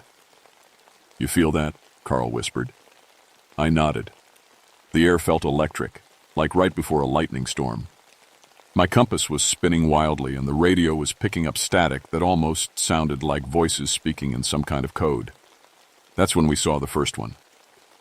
He came walking out of the fog like he owned the place, a Confederate soldier in a gray uniform that looked brand new. But his face was wrong. It was too pale, almost gray, and his eyes had a hollow look to them. He was carrying an old musket, and when he saw us, he raised it and fired. The sound was deafening, much louder than any blank cartridge. I felt something whistle past my ear and heard it smack into a tree behind me. When I looked back, there was a musket ball buried deep in the bark. "Run!" I shouted. We took off through the woods, crashing through brush and stumbling over roots in the dark. Behind us, I could hear more gunfire and the sounds of men shouting. But these weren't the voices of living men. They had a hollow, echoing quality that made my skin crawl. We made it back to our trucks and got out of there as fast as we could. It wasn't until we were back at the ranger station that we felt safe, enough to talk about what we'd seen. "That was no reenactor," Carl said, his hands still shaking as he poured coffee. "That uniform was perfect, better than anything you'd see in a museum. And did you see his face? That wasn't a living man, Bill." I pulled the musket ball out of the tree bark where it had hit. It was old, really old. The kind of ball they used in Civil War muskets, not the kind of thing you could buy at a sporting goods store. "We need to call this in," I said. "Call what in? That we saw a ghost? They'll think we've lost our minds." Carl had a point, but I also knew we couldn't let that reenactment group go back to Massacre Hollow, not if there were armed spirits in those woods. The next day, I called Tom Bradley and told him the event was canceled. I made up some story about environmental concerns, but I could tell he knew I was holding something back. "It's happening again, isn't it?" he said. "The same thing that happened to us." "Just stay away from the hollow for a while," I told him. "I'll let you know when it's safe." But I was beginning to think it might never be safe again. That evening, Carl and I went back with better equipment, cameras, recording devices, and a surveyor's kit to measure the temperature changes. We stayed well back from the clearing this time, watching from the tree line. As the sun set, the fog rolled in again. The temperature dropped 30 degrees in less than 10 minutes. That's when we heard the marching. They came out of the mist like something from a nightmare. Dozens of Confederate soldiers, all in perfect uniforms, all carrying weapons that should have been in museums. But the worst part was their faces. Every one of them had that same gray, hollow look. These weren't living men. They were something else entirely. Behind them came their leader. Even at a distance, I knew it had to be Bloody Bill Henderson. He was taller than the others, with long black hair and a beard. He carried a cavalry saber that gleamed in the moonlight, and when he spoke, his voice carried across the clearing like thunder. "Form up, boys," he shouted. "The Bluebellies are coming. Today, we finish what we started." As if summoned by his words, Union soldiers began appearing from the other side of the clearing. They looked just as dead as the Confederates, but they moved with the same military precision they must have had in life. What happened next was the most horrible thing I've ever seen. The two groups of ghost soldiers charged at each other with a fury that seemed to shake the very ground. They fought with bayonets and rifle butts, screaming and cursing like wild animals. But this wasn't a quick battle. It went on, with soldiers falling and getting back up to fight again. And through it all, Henderson stood in the center, directing his men and laughing like a madman. Carl was recording everything, but his hands were shaking so bad I wasn't sure we'd get anything useful. "We have to get out of here," he whispered. But I couldn't move. I was watching history repeat itself over and over in an endless loop of violence and death. That's when Henderson looked right at us. "Well, well," Henderson called out, his voice cutting through the sounds of battle. "Looks like we got ourselves some visitors." The fighting stopped immediately. Every ghostly soldier turned to look at us with those hollow, dead eyes. Carl grabbed my arm and started pulling me back toward the trucks. "Don't run," Henderson said, and something in his voice made us freeze. "Running just makes it more fun." He started walking toward us, his saber gleaming in the moonlight. As he got closer, I could see that his uniform was stained with blood, some of it fresh, some of it so old it had turned black. "You boys look like you might be useful," he said. "We're always looking for new recruits. The war ain't over, you know. Won't be over until every last bluebelly is dead and buried." "We're not soldiers," I managed to say. "We're just park rangers." Henderson laughed, and the sound was like nails on a chalkboard. "Every man's a soldier when it comes down to it. Question is, which side are you on?" Behind him, the other ghosts were spreading out, surrounding us. I realized we weren't going to make it back to the trucks. There were too many of them, and they moved faster than any living man should be able to. I fought for the Union, I said, thinking of my great-grandfather's stories. My family's always been Union. Henderson's face twisted with rage. Union scum! Boys, looks like we got ourselves some prisoners to interrogate. The Confederate ghosts started closing in, their weapons raised. That's when Carl did something that probably saved our lives. He pulled out his service revolver and fired 3 shots into the air. The sound of modern gunfire seemed to confuse the spirits. They stopped moving and looked around like they weren't sure what they'd heard. Henderson frowned and tilted his head. That's not a musket, he said slowly. Run! Carl shouted. We took off through the woods again, but this time the ghosts followed us. I could hear them crashing through the brush behind us, shouting orders and battle cries. But they seemed to be having trouble moving through the forest at night, maybe because they were tied to the battlefield somehow.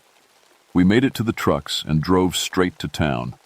I called the county sheriff and told him we had a dangerous situation at Massacre Hollow, but I didn't mention ghosts. I just said there were armed men in the woods who had threatened us. Sheriff Davis sent 2 deputies out to investigate the next morning. They came back an hour later looking confused.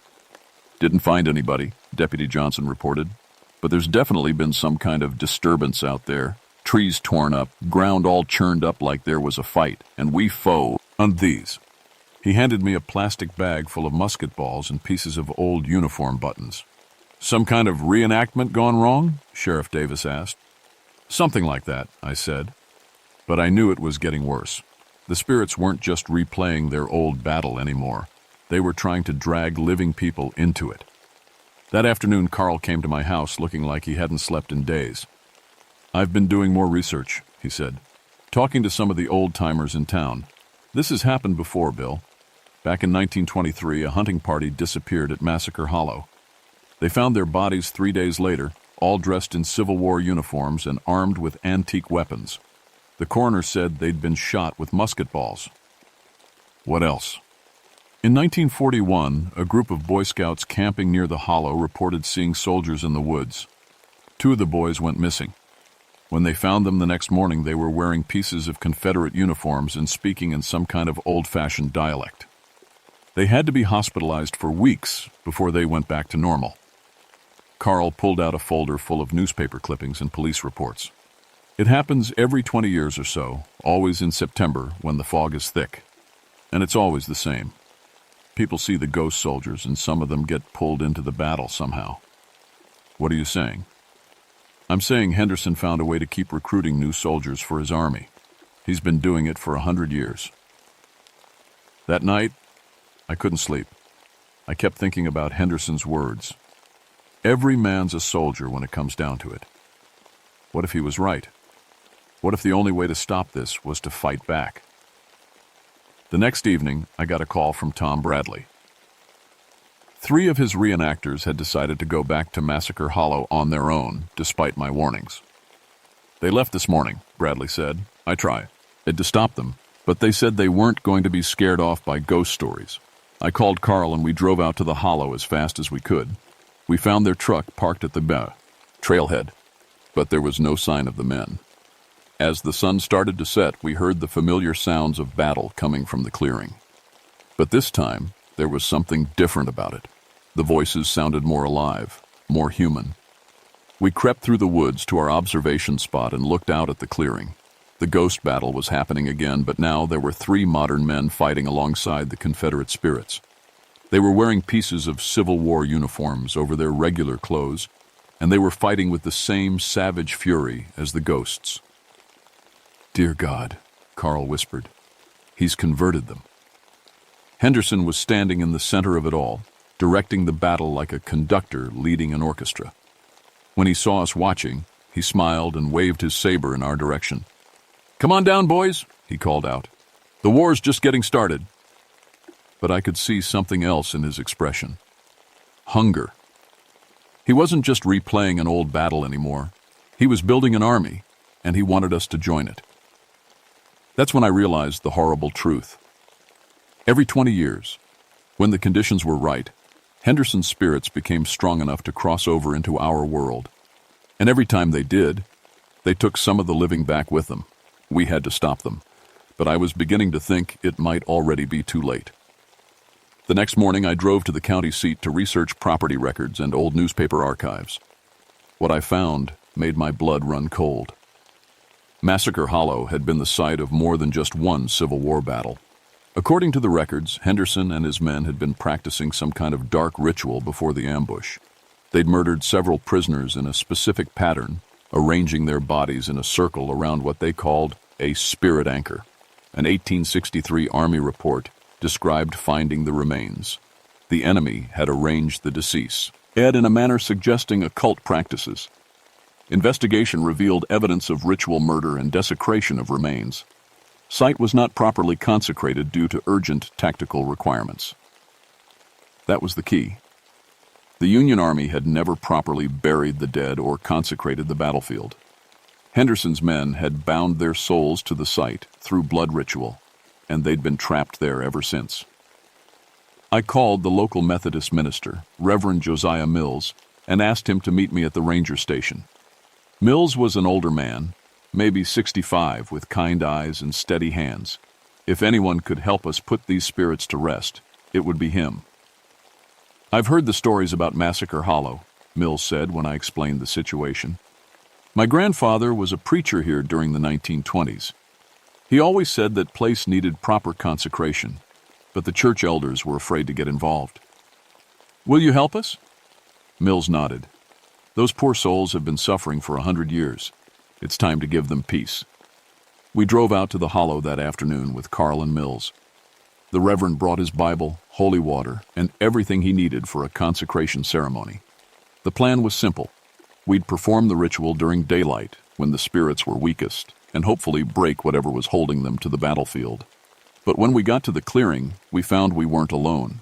The 3 missing reenactors were there, but they weren't themselves anymore. They were wearing full Confederate uniforms and standing at attention in the center of the clearing. Their eyes had that same hollow look as the ghosts.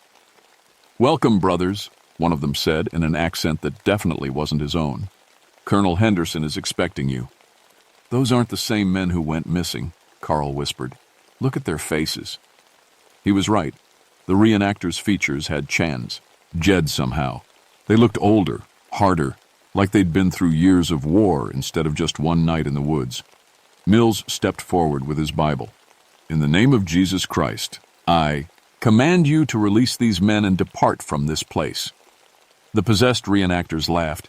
"Your God has no power here, preacher. This ground belongs to Colonel Henderson now." That's when the temperature started dropping. The fog rolled in thick and fast, and we could hear the sounds of marching feet coming from all directions. Henderson's ghost army emerged from the mist, dozens of Confederate spirits with their weapons ready. But Henderson himself looked different than before. He seemed more solid, more real. The ritual was working, but not the way we'd hoped. It was making him stronger. "You should have stayed away," Henderson said, his voice booming across the clearing. "But since you're here, you might as well join my boys.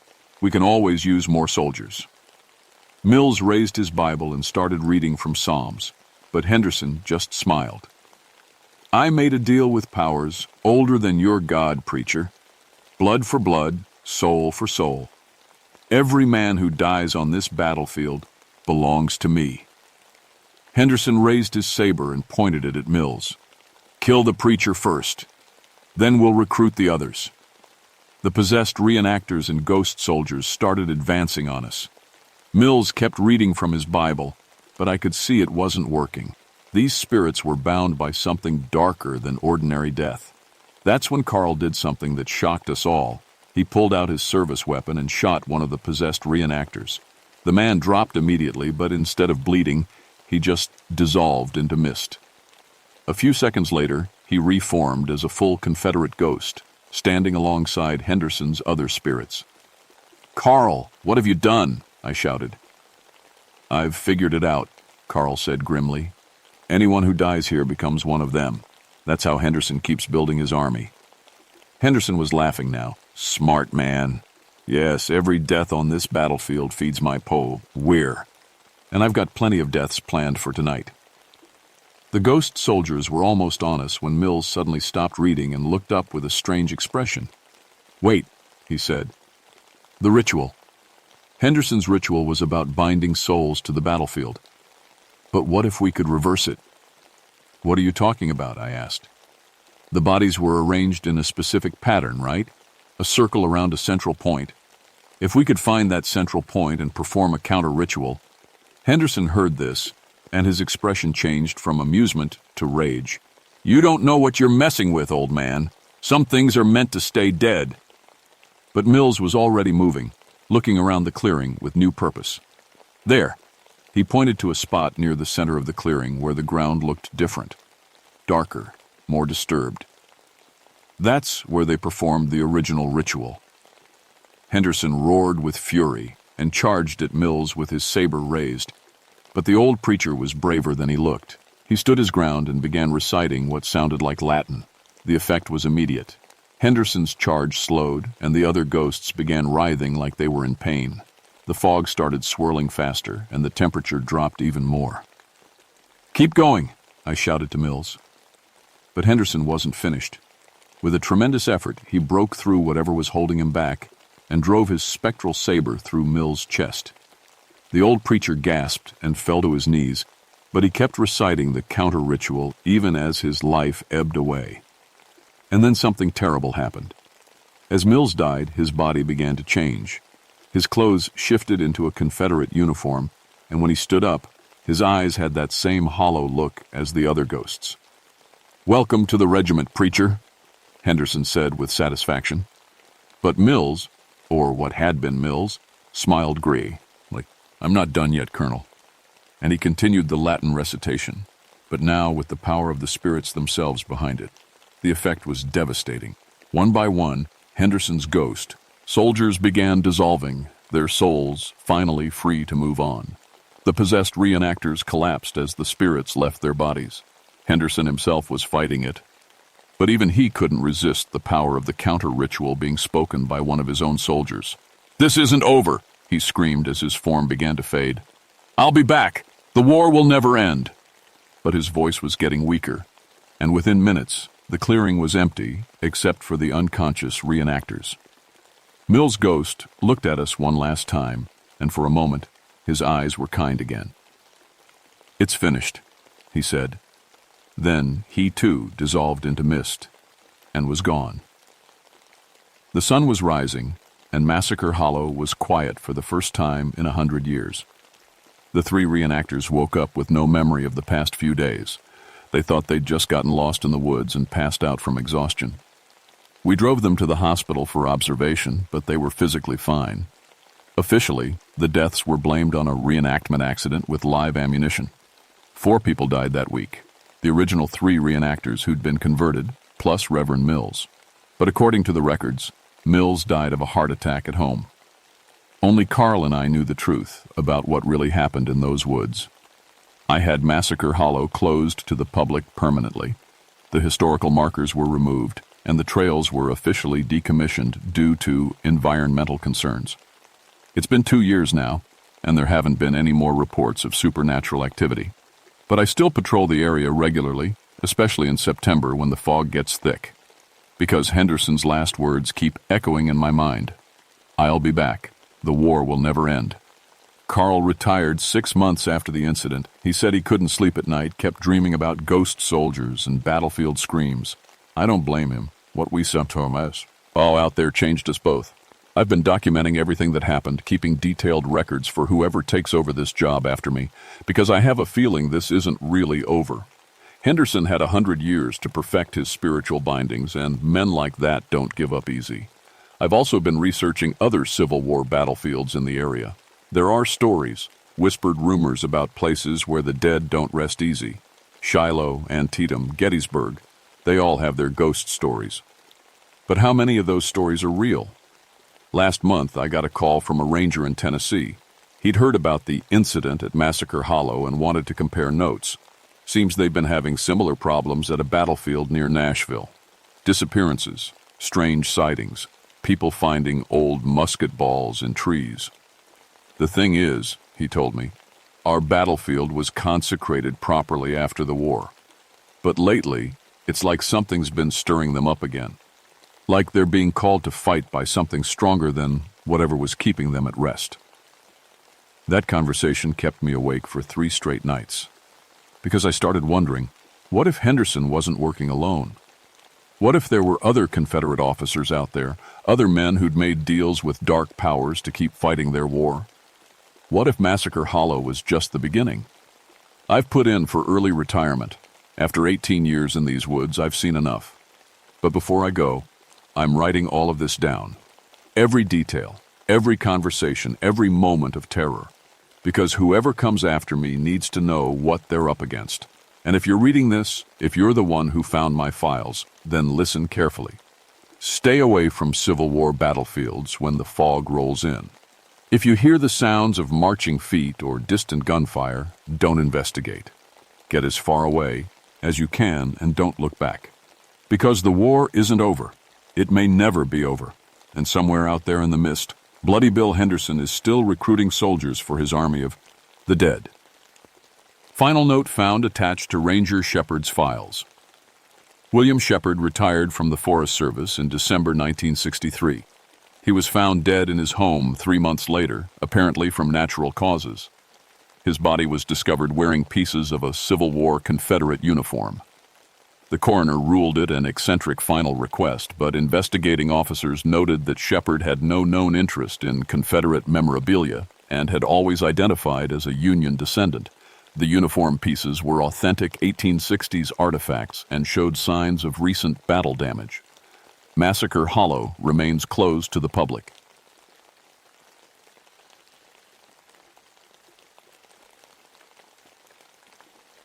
My name is Marcus Redwine, but everyone calls me Mark.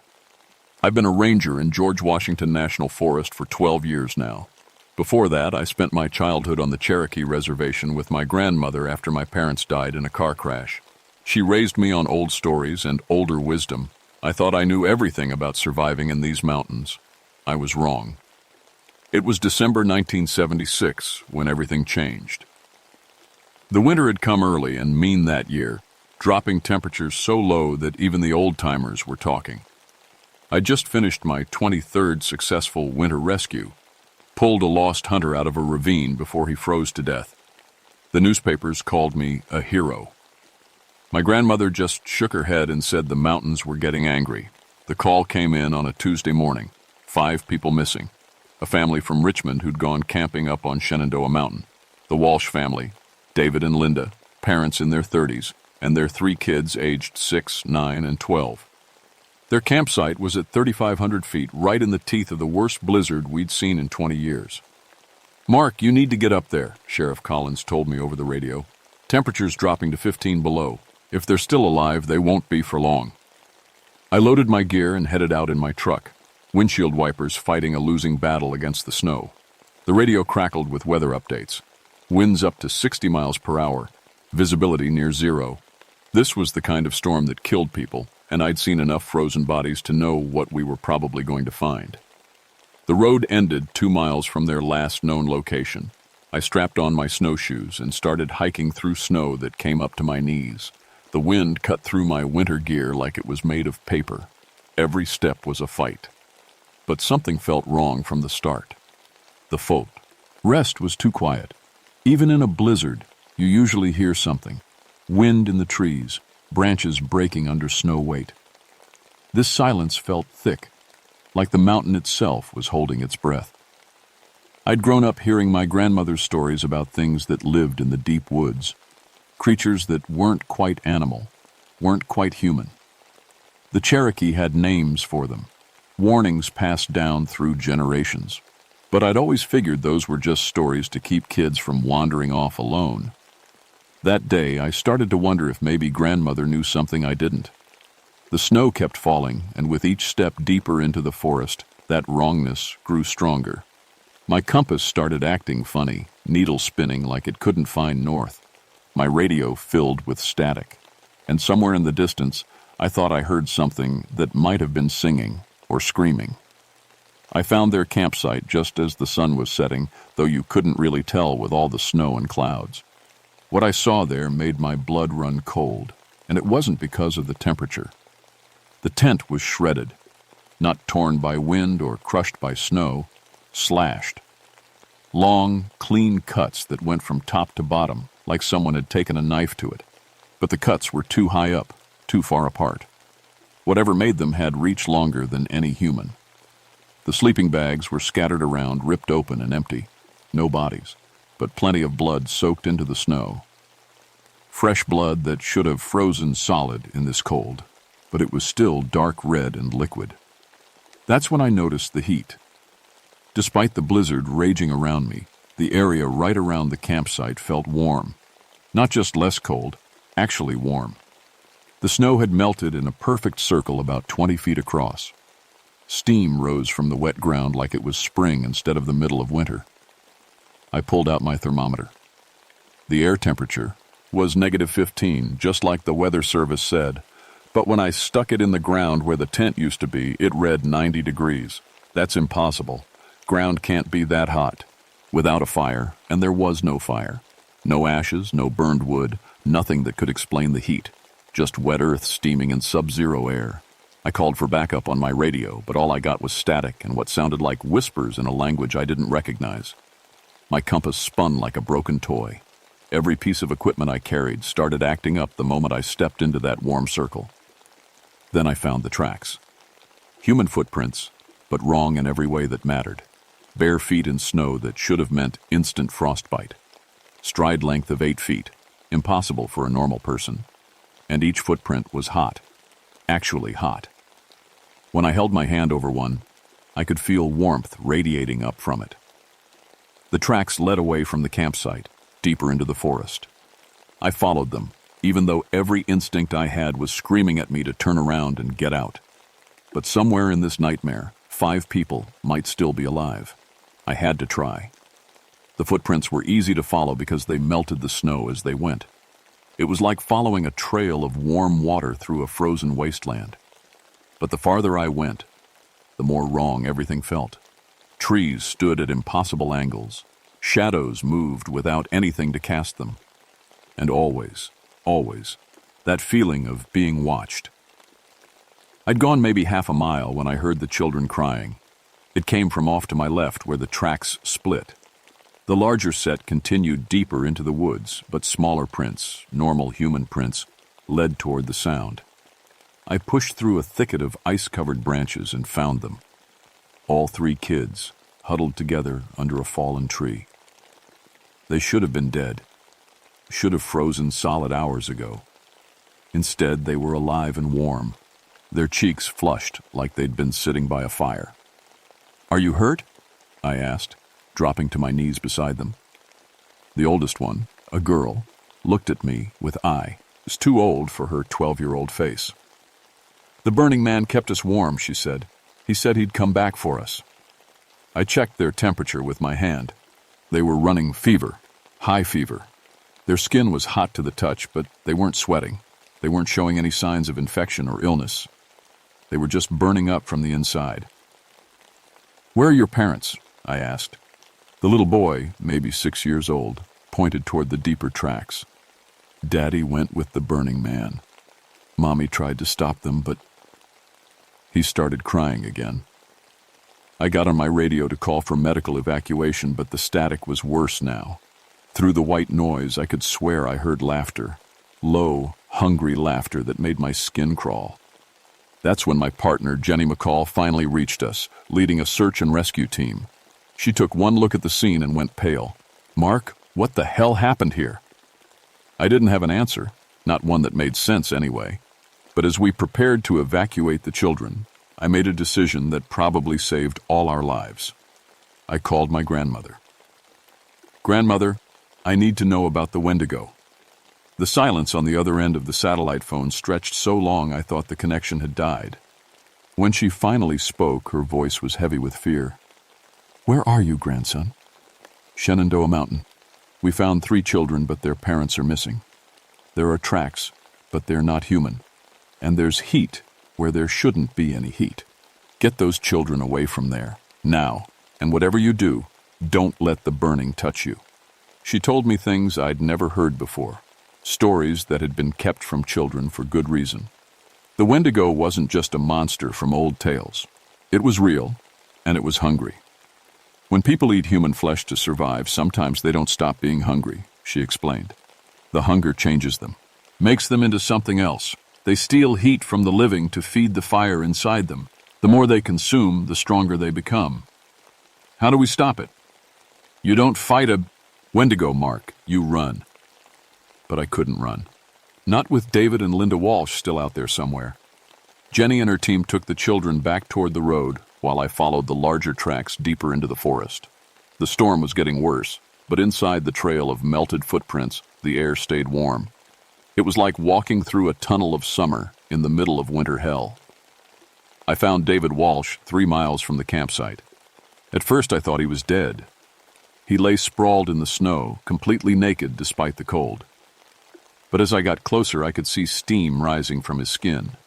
His body temperature had to be over 100 degrees. David? David, can you hear me? His eyes opened, and I nearly fell backward. They were yellow, like an animal's eyes, and they held a hunger that made my stomach turn. He sat up with movements that were too fluid, too fast. When he smiled, I saw that his teeth had grown into fangs. So warm, he whispered, and his voice echoed strangely, like it was coming from somewhere much larger than his throat. You're so beautifully warm.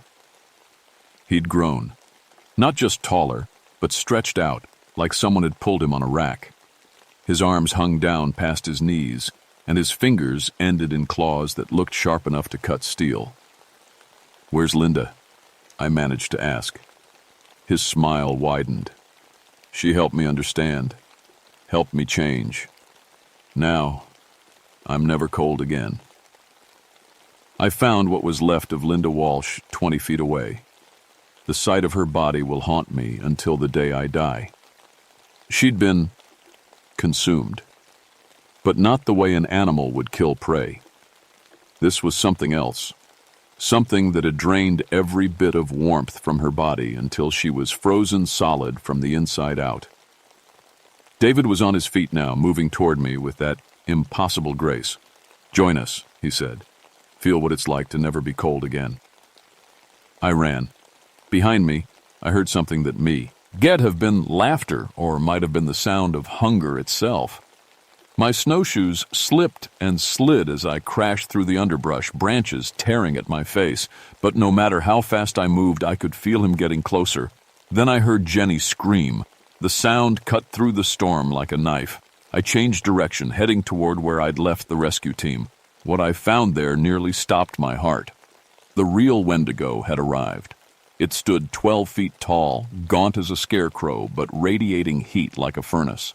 Its skin looked burned and blackened, but steam poured off it in waves. Its eyes were holes filled with fire, and when it opened its mouth, I saw rows of teeth like broken glass. Jenny was in its grip, her winter gear smoking where it touched her. Ice was forming on her hair and eyebrows even as she struggled. The thing was draining her body heat, pulling the warmth right out of her. The other rescue team members lay scattered in the snow around it. Some weren't moving. Others were making small hurt sounds that barely carried over the wind. And David Walsh stood beside the creature like they were old friends. Beautiful, isn't it? He called to me. Pure hunger given form.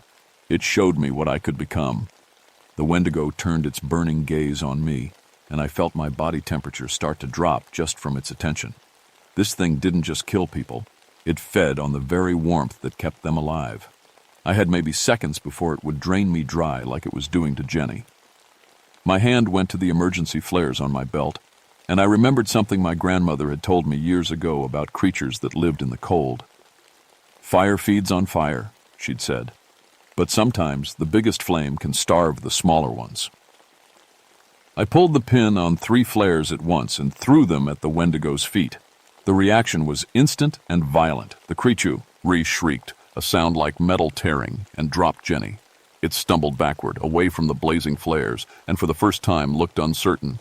David Walsh wasn't so smart. He lunged at me, probably thinking he could take me down before I could light another flare. He was wrong. The emergency flare went off right in his face. He screamed and fell backward, his superheated body hitting the snow with a hiss like a hot poker in water. But I could see more shapes moving in the darkness beyond the flare light. The Wendigo wasn't alone. It had been busy creating others, spreading its hunger through the mountain like a disease. And they were all coming for us. The circle of flare light was all that stood between us and the hungry dark. I could see them out there, shapes that had once been human, moving with that same terrible grace as David Walsh.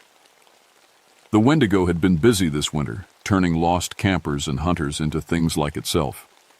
Jenny was barely conscious, ice crystals forming on her lips despite being right next to the flares. The creature had drained so much heat from her that her body was shutting down. I pulled her closer to the fire, but I could see it wasn't enough. "The children," she whispered through chattering teeth. "Did we get the children out?" Before I could answer, David Walsh rose from where my flare had knocked him down. Half his face was burned away, but he was still moving, still hungry. "You can't stop it," he said, his voice a wet whisper. "The hunger is everything now. It's all any of us need." He was right about one thing. I couldn't stop it. Not all of them. But maybe I could buy time for Jenny and the others to get away. I lit 2 more flares and held one in each hand like torches. The Wendigo and its pack of transformed humans circled us just outside the light, testing the edges of the heat. That's when I heard my grandmother's voice, carried on the wind, despite being hundreds of miles away. She was singing one of the old songs, the ones in Cherokee that she'd never translated for me. But somehow, I understood to every word.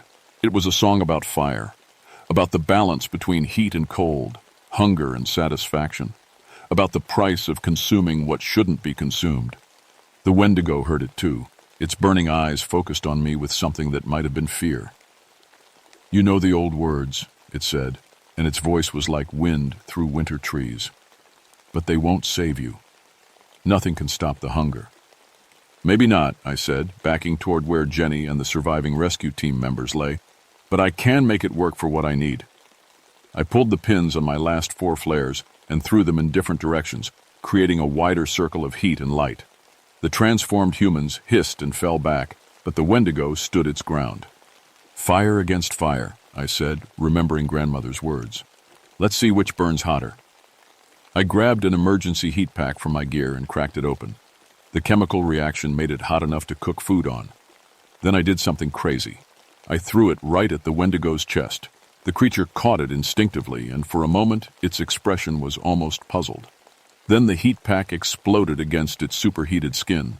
The Wendigo screamed, not the metal-tearing shriek from before, but something almost human, almost in pain.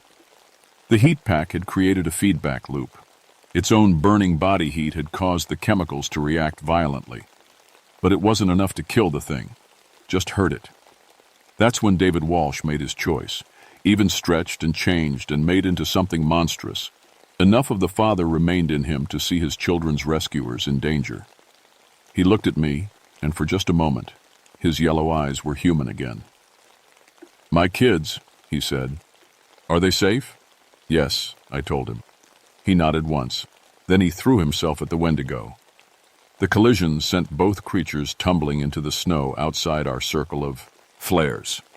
David wrapped his burning arms around the bigger monster and held on, even as it clawed at him with those terrible hands. "Not my children," he screamed. "You can't have my children." The 2 burning bodies rolled through the snow, melting it into steam and mud. They were both creatures of heat now, both feeding on the same source. And when 2 fires tried to consume the same fuel, the explosion lit up the entire mountainside. The blast knocked me flat and sent Jenny rolling away from the flares. Snow and debris rained down around us. When my vision cleared, there was nothing left where David Walsh and the Wendigo had been fighting except a crater of melted earth. The other transformed humans let out wails of loss and hunger, then scattered into the darkness. Without their master, they were just lost, burning things looking for warmth to steal. But our problems weren't over. The explosion had put out most of our flares, and the temperature was dropping fast. Jenny needed medical attention that I couldn't provide in a blizzard, The surviving rescue team members were in shock, and we were still miles from help. I gathered everyone who could move and started the long trek back toward the road. We shared body heat, took turns carrying those who couldn't walk, and burned everything we could find to stay warm. Just before dawn, we heard the helicopter.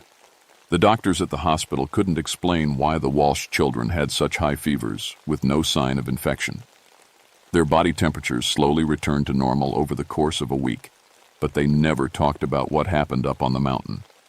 Not to the doctors, not to the social workers, not to anyone except me. "Will the Burning Man come back?" the youngest boy asked me during one of my visits.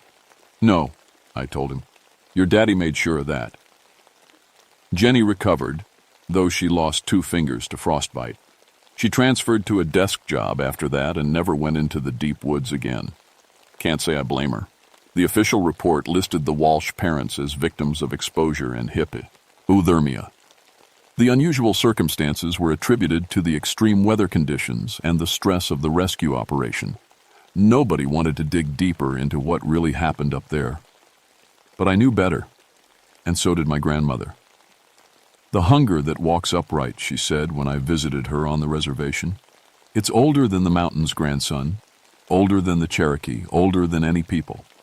It feeds on what makes us human, our warmth, our community, our love for each other."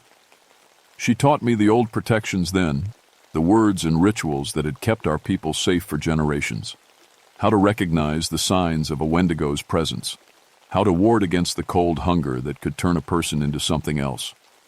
I carry emergency heat packs now whenever I go into the mountains in winter. Not just the standard gear, specialized chemical heaters that can burn hot enough to hurt something that shouldn't exist. My equipment bag has sage and cedar, blessed according to the old ways. And I never go alone. The area around Shenandoah Mountain has seen more winter deaths in the years since 1976, unexplained cases of hypothermia, even when the weather wasn't that bad. Campers found frozen solid with expressions of terror on their faces. Hunters who went missing and turned up weeks later changed. I know what's out there now, and I know it's still hungry. But I also know that sometimes love is stronger than hunger. David Walsh proved that when he chose to save his children instead of feeding his new nature. That's something the Wendigo will never understand. It's the one thing that can still burn brighter than its endless cold fire. So if you're ever camping in the mountains during winter, remember this: carry extra heat, stay together, and never trust the warm spots in the snow. Because sometimes, the most dangerous warmth comes from something that should be cold. And if you hear singing in the wind or see footprints that steam in the snow, don't follow them. Just run. The hunger that walks upright is always looking for its next meal.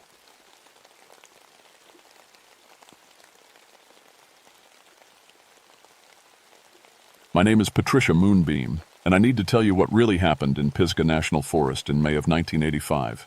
I've been a park ranger for 9 years now, and I've seen things that would make most people pack up and move to the city. But what I'm about to tell you is different. It's the kind of story that makes you check your locks twice before bed. People call me Patty, and they trust me because I know these mountains. My Cherokee mother taught me to read the sky like a book, and my meteorology degree from NC State taught me the science behind it all. I've predicted 15 major weather events in my time here, saving dozens of lives. The local paper even wrote about my research on mountain weather patterns. I'm telling you this so you'll believe what comes next, because I know how crazy it sounds. I never believed in the old Cherokee stories about the moon-eyed people.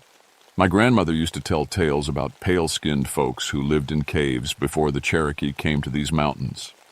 Ancient people with huge eyes who couldn't stand sunlight. Just stories, I thought. Ways to explain things our ancestors couldn't understand. Then the fog came. It started the second week of May.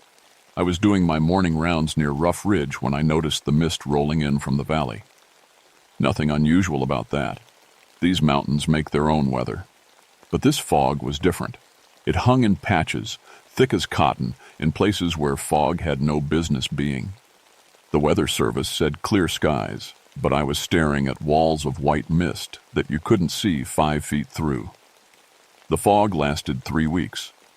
3 weeks of visibility so bad that hikers got lost 50 yards from the main trail. That's when the calls started coming in. First call was from a group of college kids from Charlotte. They'd been camping near the limestone caves up on Rough Ridge, those deep ones that go way back into the mountain. The kids were shaken up, talking about albino people, watching them from the tree line. Said these pale figures just stood there in the fog, not moving, not making a sound. I figured it was just the mist playing tricks on their eyes. You see shapes in fog that aren't really there. But then more reports came in. Different groups, different days, all describing the same thing. Extremely pale people, tall and thin, moving through the fog like they owned it. That's when people started disappearing. The first group was a family of 4 from Tennessee. They'd checked in at the ranger station on a Tuesday morning, planning to hike the cave trail. When they didn't check out by Thursday, we started searching.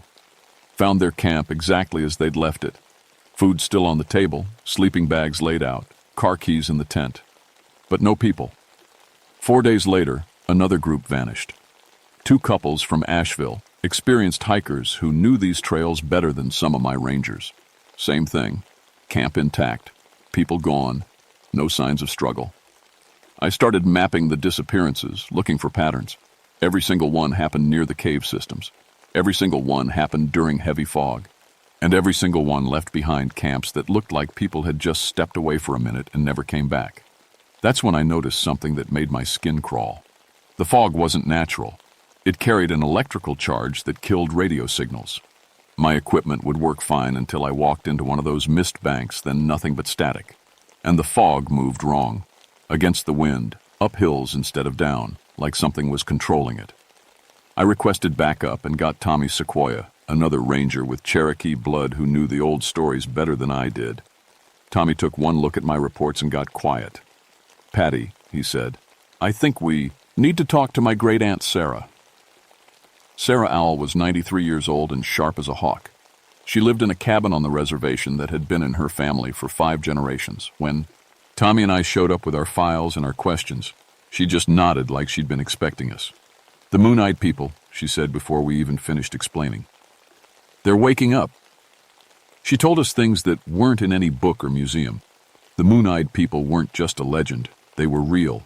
Ancient people who lived in these mountains thousands of years before the Cherokee arrived. They were pale as bone, with huge eyes adapted for cave living. When the Cherokee came, they drove the Mooneyed people underground, sealing them in the deep caves. "They don't like the sun," Sarah said. "Burns them, so they learn to make their own darkness. The fog is their hunting ground." Tommy and I exchanged looks. This was either the ramblings of an old woman or the missing piece of our puzzle. "How do they make fog?" I asked, trying to keep the skepticism out of my voice. "Same way you make your breath visible on a cold morning," Sarah said. "But they've had thousands of years to perfect it. They work together, dozens of them, breathing out their mist until they can move without the sun touching them." The next morning we hiked up to Rough Ridge with full packs and emergency gear. I brought every piece of weather monitoring equipment I owned. If something was creating artificial fog, I was going to document it.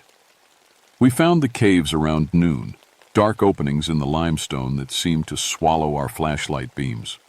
The fog was light that day, just wisps around the cave mouths. I was taking readings when Tommy grabbed my arm. "Look at this," he whispered. Inside the first cave, maybe 20 feet from the entrance, someone had been living. Recent living.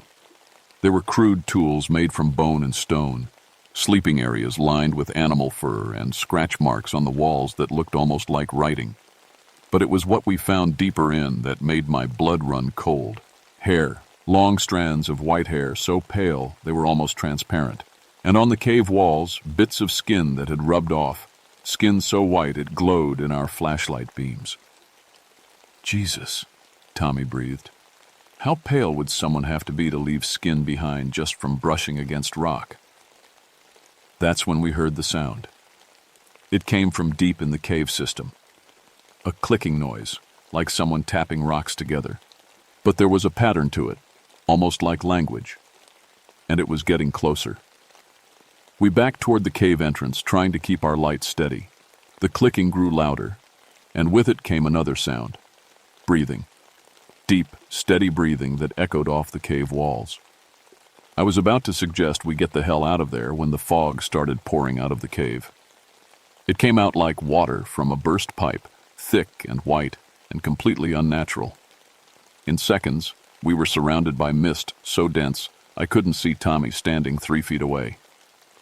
"Stay close," I called out, but my voice sounded muffled and strange. That's when I saw the first one. It was standing maybe 10 feet away, just a shape in the fog at first. Then it moved closer, and I could make out details that will haunt me forever. It was human-shaped but wrong. Too tall, too thin, with arms that hung past its knees. Its skin was white as fresh snow, and its eyes... God, its eyes were huge, taking up half its face, with pupils so large they looked black. It was watching us. I fumbled for my flashlight and hit it with the full beam. The thing recoiled like I'd struck it with fire, throwing its hands over those huge eyes and making a sound like air escaping from a punctured tire. "Light!" I screamed to Tommy. "Use your light!" But when I turned around, Tommy was gone. The fog swirled around me, and I could hear more of that clicking sound coming from all directions. There were more of them out, there, moving through the mist like it was their natural element. I kept my flashlight beam moving, sweeping it in wide arcs. Every time it hit one of those pale figures, they would fall, back, but they never went far. They were hurting me, keeping me in the fog bank, away from the clear air and sunlight just 50 yards away. I was starting to panic when I heard a voice calling my name, a human voice, weak and scared. "Help me," it said. "Please help me." Following the voice, I stumbled through the fog until I found her, a young woman, maybe 25, sitting against a tree. She was alive, but something was terribly wrong with her. Her skin was white, not pale, not sick, white like paper, like milk, like those things in the cave. Her dark hair made her face look like a negative photograph. And her eyes.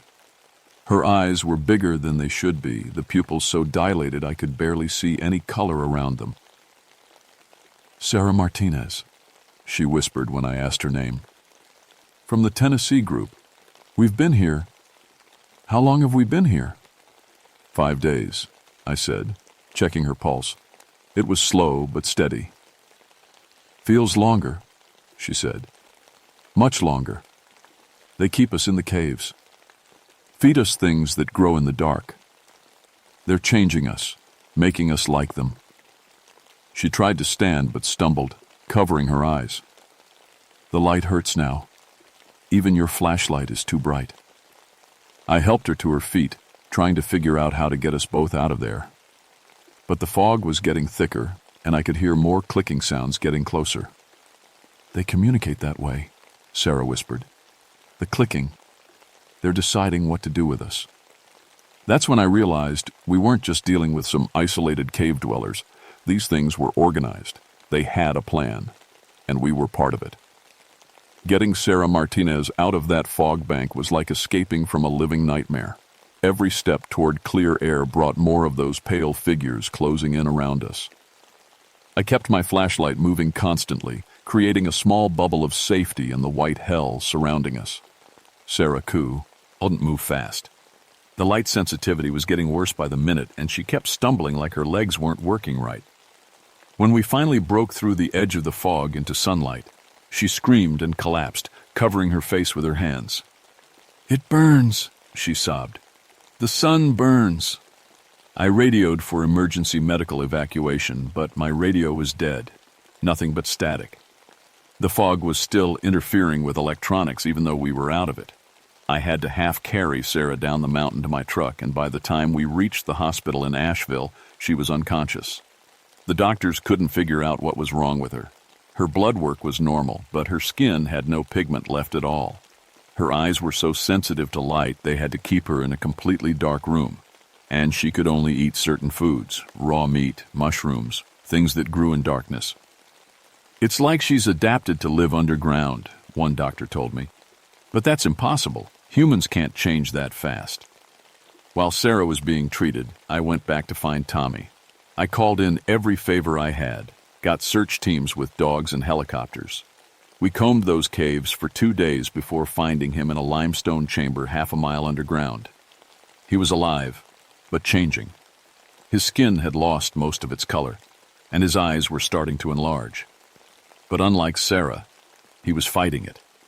He'd been exposing himself to light from his flashlight, burning his skin to slow the transformation. "They breathe on you," he whispered when we found him. "That's how they do it. Their breath changes you, makes you like them." I held my breath as long as I could, but...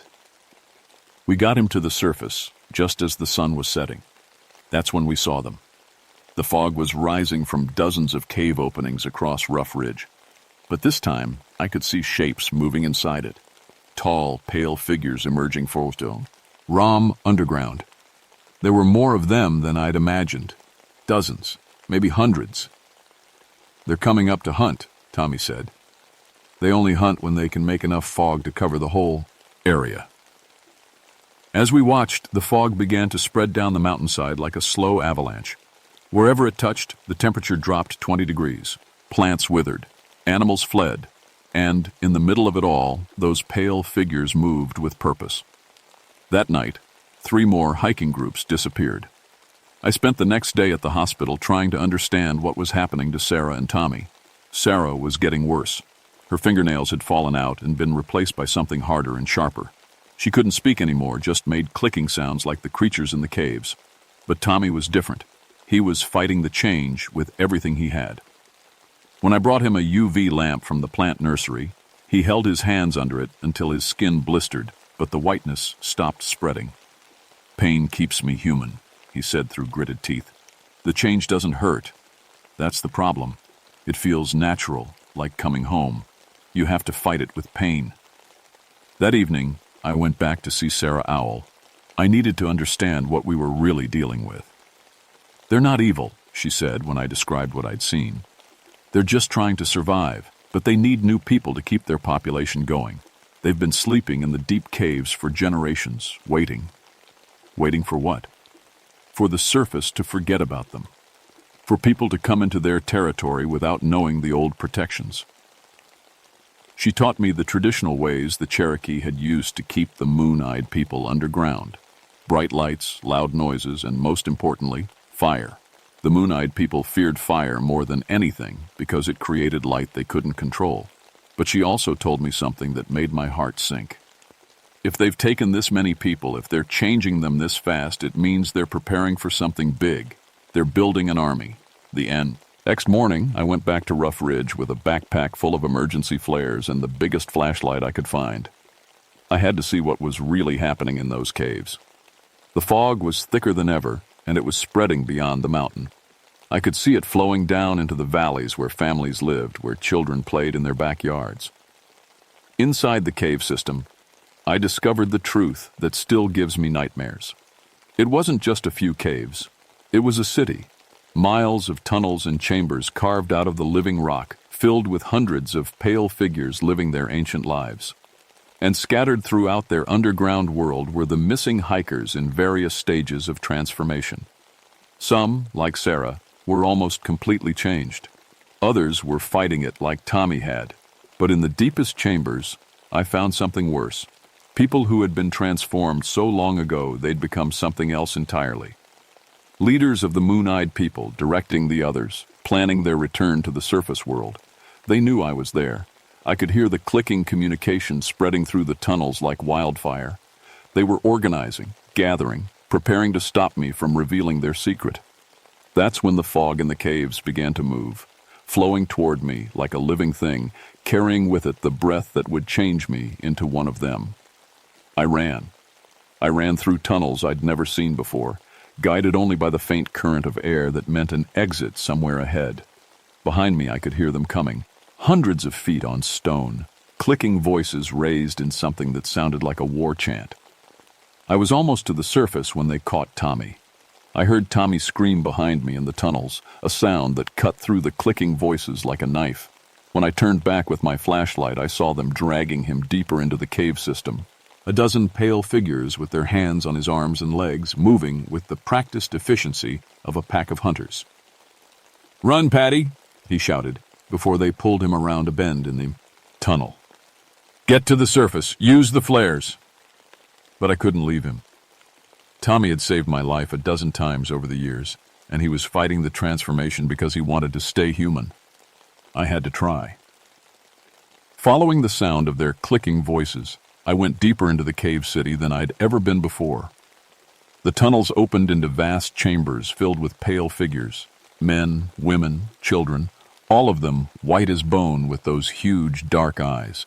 They moved through their underground world like they'd been born to it, never stumbling in the absolute darkness. In the largest chamber, I found their leaders.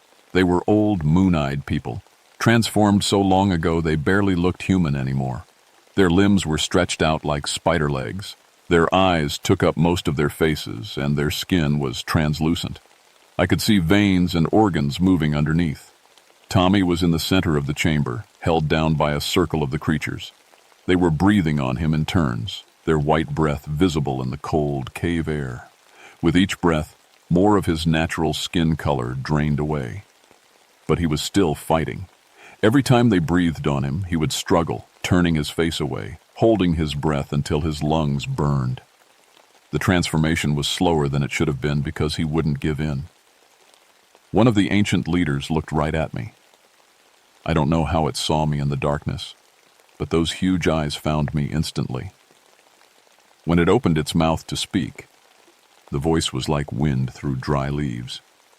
"Surface Walker," it said, "you have seen our city. You will join us or die here." "Let him go," I said, surprised by how steady my voice sounded. "Take me instead." The thing that had once been human tilted its head.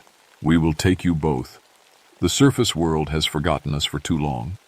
It is time to reclaim what was ours before the Cherokee, before all the others who drove us into darkness." Around the chamber, hundreds of pale figures began to move closer. I could see more transformed hikers among them, people who had been missing for days or weeks, now serving their captors with blank, empty faces.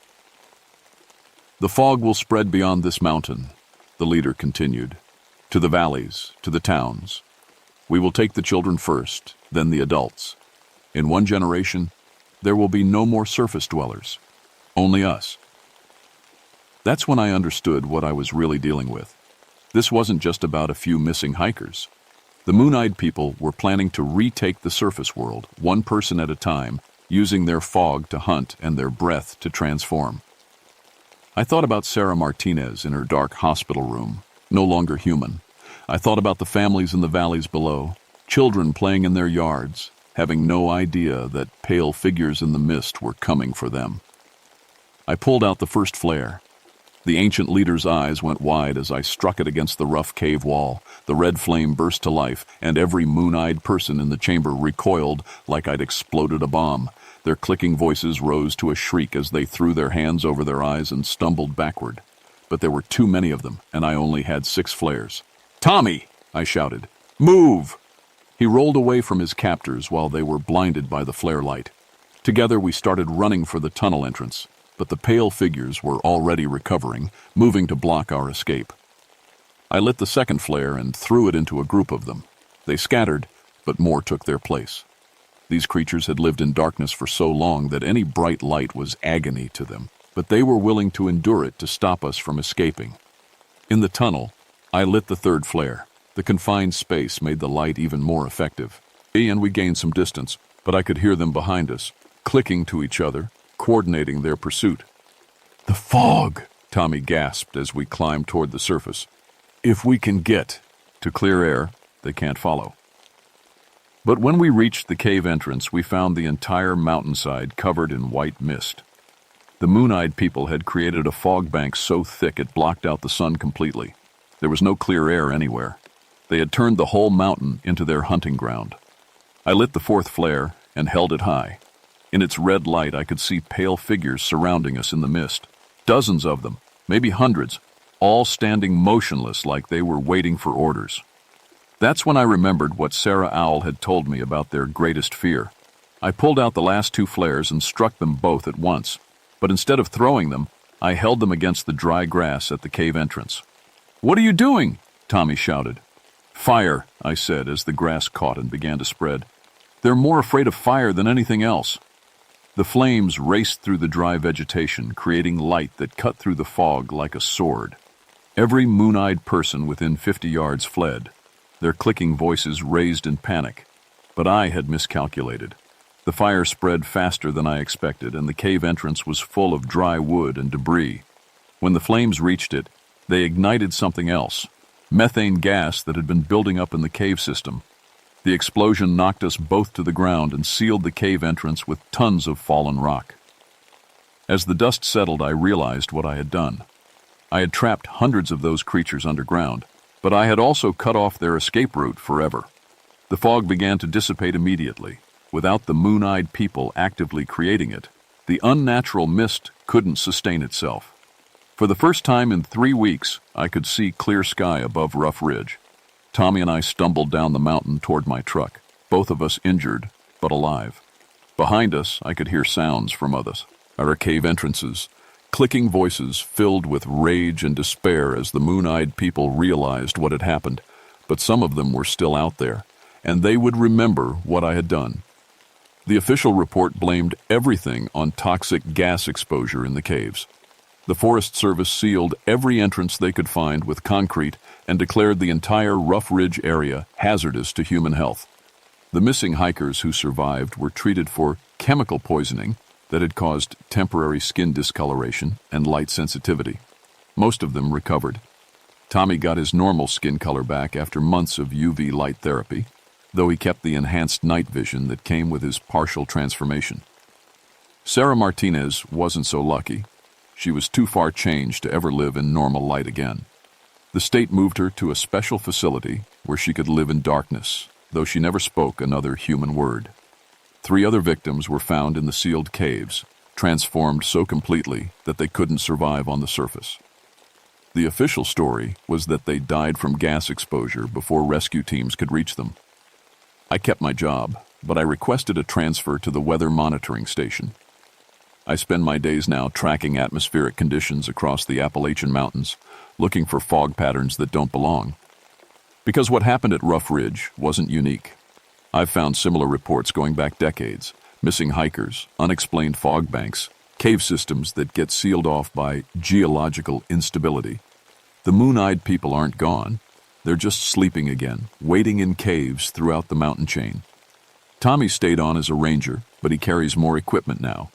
Powerful flashlights, emergency flares, and a portable UV lamp that he claims is for biological research. We don't talk about what really happened, but sometimes, when we're monitoring the radio channels, we'll hear reports of unusual fog or missing campers, and we'll look at each other with the same thought. They're waking up again. Sarah Owl died 6 months after the incident, but before she passed, she taught us the old Cherokee protection rituals. We've shared them quietly with other rangers and search teams throughout the region. Ways to recognize unnatural fog, traditional methods for keeping pale things at bay, and most importantly, the knowledge that some caves should never be entered. The Cherokee have always known how to coexist with dangerous things. They drove the moon-eyed people underground once before, and they left us the knowledge to do it again if we have to. But I hope we never have to. Last month, I got a report from a ranger in Virginia about hikers describing albino people near a cave system in Shenandoah National Park. The area had been experiencing unusual fog conditions for 2 weeks. I packed my emergency kit and drove up there with Tommy. We found the caves before any hikers went missing, and we sealed them with concrete and posted hazard warnings. The fog cleared the next day. Sometimes you can stop these things before they start. Sometimes you can't. I'm telling you this story because you need to know what's out there. If you're hiking in the Appalachian Mountains and you encounter fog that doesn't belong, get out immediately. If you see pale figures moving in the mist, don't investigate. Run for sunlight and keep running. And if you're camping near caves and the fog starts rolling in thick and unnatural, pack up your gear and leave. Don't worry about looking foolish. Don't think about the money you spent on permits and reservations. Just remember that some things have been living in these mountains longer than humans have existed, and they're still here, still waiting in the darkness for people who don't know the old stories. The Mooneyed people are patient. They can sleep for generations between hunts. But they always wake up eventually, and when they do, they remember everyone's, he who has ever escaped from them. I check my locks twice every night, and I keep emergency flares in every room of my house, because I know they remember me. And someday, they might come looking.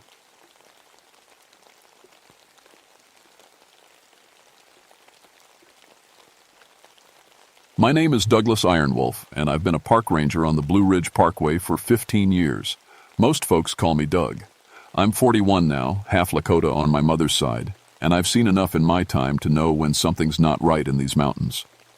Before the ranger service, I spent 8 years as military police. That taught me to notice details others miss, like how animals act before a storm, or when someone's lying about what really happened to their car. In my 15 years patrolling these roads, I've prevented 67 vehicle accidents. I know every curve, every blind spot, every place where tourists get themselves in trouble. I work the night shift mostly. Prefer it that way. Less chatter on the radio, fewer people asking questions, just me, my truck, and these old mountains that have been here since before anyone kept records. The parkway stretches 469 miles through Virginia and North Carolina, but my section covers the roughest 30 miles, the part they call Devil's Backbone. People always ask about that name. Truth is, nobody remembers exactly how it started. The road follows the spine of the ridge, winding like a snake's back through the peaks. At night, when fog rolls in thick, you can barely see 10 feet ahead. That's when the accidents happen. October of 1989 was different, though. I'd seen plenty of crashes in my time. Folks taking curves too fast, hitting deer, sliding on wet leaves. But this was something else. 7 accidents in 2 weeks, all at the same spot. Mile marker 217, the sharpest curve on my route. A place where the mountain drops 1,000 feet straight down, and there's no guardrail to stop you if you go over. What made these crashes strange wasn't just the location. It was what the survivors kept saying. The first was Martha Collins, a schoolteacher from Richmond. I found her Buick wrapped around a pine tree, froze, at end crumpled like paper. She was conscious when I got to her, bleeding from a head cut, but talking. That's when she told me about the cat. "Big as a horse," she kept saying while we waited for the ambulance. "Came out of nowhere, right onto my hood. Had to swerve or it would have come through the windshield." I figured she hit her head harder than she thought. Mountain lions live in these hills, sure, but they don't attack cars. They run from them. And they're not big as horses. I wrote it up as animal avoidance, vehicle versus tree. Standard stuff. Then came the second crash. Jerry Hoffman, truck driver from Tennessee. Same curve, same story. This time, I paid more attention to his truck. Deep scratches ran along the roof. 4 parallel lines like claw marks. But claw marks from what? The scratches went through the paint right down to the metal. I took pictures, measured them. 4 inches between each mark. That's bigger than any mountain lion I knew about. Jerry was shaken up bad. Kept lighting cigarettes with trembling hands. "Thing jumped right on top of my cab," he said. "Could hear it up there, walking around, scratching. Sounded like it was trying to get in. Had claws like knives." By the third accident, I couldn't ignore the pattern anymore. Same curve, same animal story, same claw marks. But now there was something else. Hair.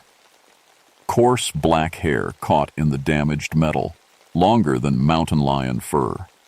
I bagged samples and sent them to the state lab in Richmond. The fourth crash nearly killed a family from Pennsylvania. Mom, dad, 2 kids in the back seat. Their minivan flipped completely over. The father, Tom Brady, grabbed my arm when I leaned in to check on him. "It had eyes," he whispered. "Yellow eyes that glowed in my headlights. Looked right at me like it knew me, like it was waiting." That's when I knew we had a real problem on Devil's Backbone. Why? Whatever was causing these crashes. It wasn't random. It was hunting. The lab results came back on a Tuesday morning. I was drinking my 3rd cup of coffee when the phone rang. Dr. Sarah Chen, the wildlife biologist who ran the tests, sounded confused. "Doug, these hair samples you sent me, They're definitely feline, but they don't match any species in our database. The DNA shows markers consistent with big cats, but the hair structure is wrong. Too coarse, too long. And the size. She paused. Whatever left this hair is much larger than any mountain lion we have records of. I stared out my office window at the morning mist hanging over the ridgeline. How much larger? Based on the hair diameter and length, I'd estimate the animal weighs between 200 and 300 pounds. That's twice the size of the biggest mountain lion on record. After hanging up, I decided it was time to bring in help. Lisa Brightfeather worked wildlife patrol for the Park Service. She was Lakota like my mother's family, grew up in South Dakota before moving east. More importantly, she knew animal behavior better than anyone I'd worked with. I found her at the visitor center, updating trail condition reports.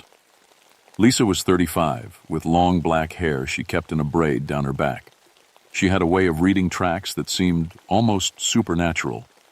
If anyone could figure out what was stalking Devil's Backbone, it would be her. I need you to take a look at something, I told her, spreading the crash scene photos across her desk.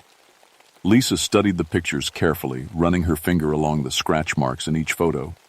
Her expression grew more serious with each image. These aren't random, she said finally. Look at the spacing, the depth. This animal is attacking from above, probably dropping from the rock overhang onto moving vehicles. That takes intelligence and planning. What kind of animal hunts cars? She was quiet for a long moment. My grandmother told stories about something like this. Back on the reservation, we had legends about cats that weren't really cats. Shapes, hifters that could walk on 2 legs or 4. They called them different names in different tribes, but the Cherokee around here, they called it the Wampus cat. I'd heard the name before, usually from old-timers telling ghost stories around campfires. I thought that was just folklore. So did I. Until now. Lisa pointed to one of the photos showing paw prints on a car roof. Look at these tracks, Doug. See how some show 4 pads, but others show what looks like toes? Like it was standing upright? The next night, we set up surveillance at mile marker 217. Lisa brought her wildlife cameras and motion sensors. I carried my service pistol and a spotlight strong enough to light up half the mountain. We parked 50 yards from the curve, hidden behind a stand of pine trees. The fog rolled in around 10 o'clock. Within minutes, visibility dropped to nothing. We sat in the darkness, listening to the wind through the trees and the distant sound of traffic on the interstate far below. There, Lisa whispered. I followed her gaze to the rock overhang above the curve. Something was moving up there, a shadow darker than the surrounding darkness. It moved wrong, too fluid for a regular animal. Sometimes on 4 legs, sometimes appearing to stand upright. Then a car came around the curve, a little Honda, probably some college kid heading home late. The shadow on the rocks shifted, crouched, and then leaped. The creature landed on the Honda's roof with a metallic crash that echoed through the canyon. The car swerved wildly, tires screaming on asphalt. Through my binoculars, I could see the animal clearly for the first time. It was massive, at least 8 feet long from nose to tail, with black fur that seemed to absorb light. The body was muscular like a panther, but wrong somehow. Too big, too intelligent.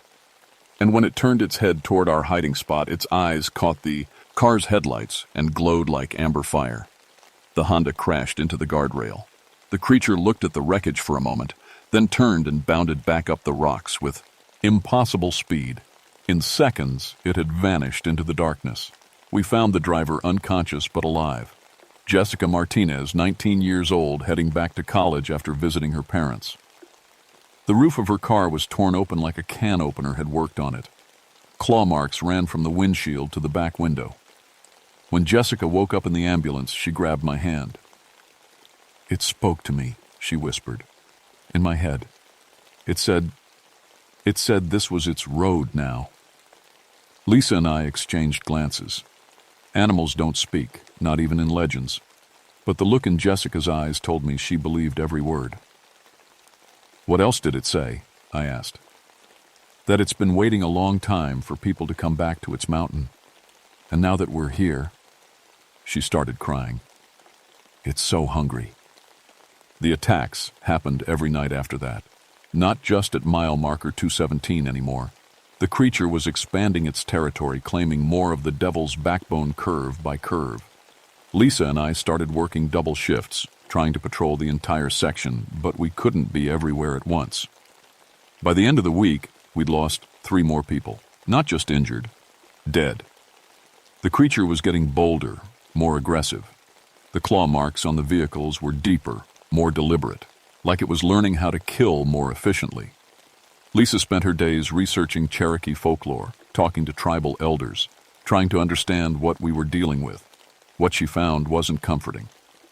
The Wampus cat isn't just an animal, she explained as we prepared for another night patrol. According to Cherokee tradition, it's a shapeshifter, a human who was transformed as punishment for breaking sacred laws. It's supposed to be immortal, getting stronger as it feeds. Feeds on what? Fear, pain, life force. The legends say it can steal memories from its victims, absorbing their experiences and knowledge. That, well, is how it gets smarter, more dangerous. That night, we decided to set a trap. Lisa positioned herself at the north end of the hunting zone while I took the south. We'd communicate by radio and try to herd the creature into the open where we could get a clear shot. The plan went wrong from the start. I was parked near mile marker 215 when my radio crackled. Lisa's voice came through, tight with fear. "Doug, it's here. It's right outside my truck. Stay calm. I'm coming to you." "No, don't. There's more than one. I can see at least 3 of them in the trees." My blood went cold. 3? They're not attacking. Just watching, like they're waiting for something. Her voice dropped to a whisper. "Oh God, Doug. I think they're learning from us. They know we're hunting them, so now they're hunting us." I floored the accelerator, racing through the fog toward Lisa's position. The radio stayed silent. When I reached mile marker 218, I found her truck empty. The driver's door was torn off its hinges.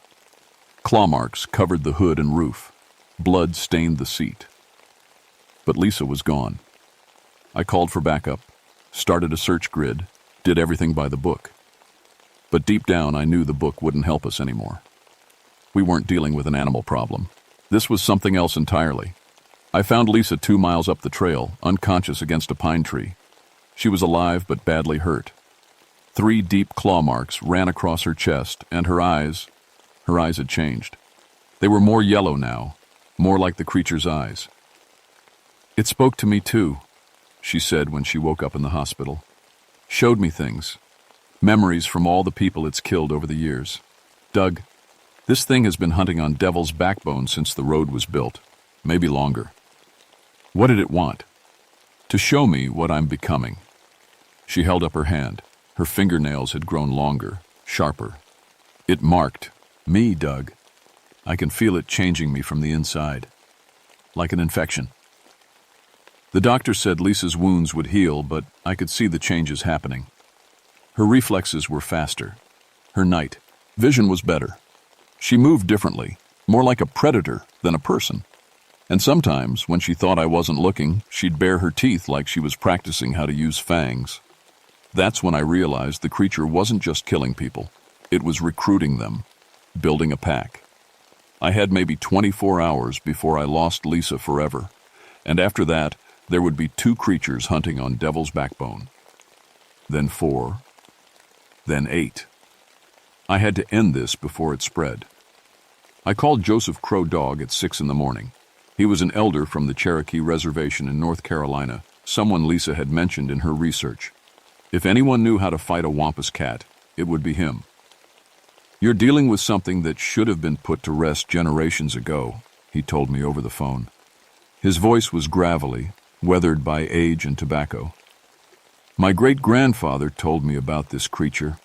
It's been bound to that mountain for over a century, but something has awakened it. How do we stop it? Fire, sacred fire blessed by Cherokee medicine, but not just any fire. It has to be prepared correctly, with the right prayers, the right herbs, and you have to face it in its own territory. It won't leave the mountain willingly." Crow Dog drove up from North Carolina that afternoon. He was 80 years old, but moved like a man half his age.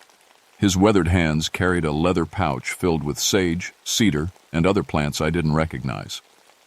Your partner, he said, studying Lisa through her hospital room window. She's already halfway changed. If we don't complete the ritual tonight, she'll be lost. Lisa was getting worse. Her temperature had spiked to 104 degrees, but she wasn't sweating. Her fingernails were now full claws and she'd started growling in her sleep. The nurses were getting nervous. I'm coming with you, she said when I told her the plan. Isa, you're sick. You need to... I'm not sick, Doug. I'm changing. And I can feel what it wants, where it's going to be. You need me. She stood up and I could see the new strength in her movements. Besides, this thing is in my head now. If you don't stop it tonight, it'll have access to everything I know about police procedures, patrol routes, backup protocols. It'll be unstoppable.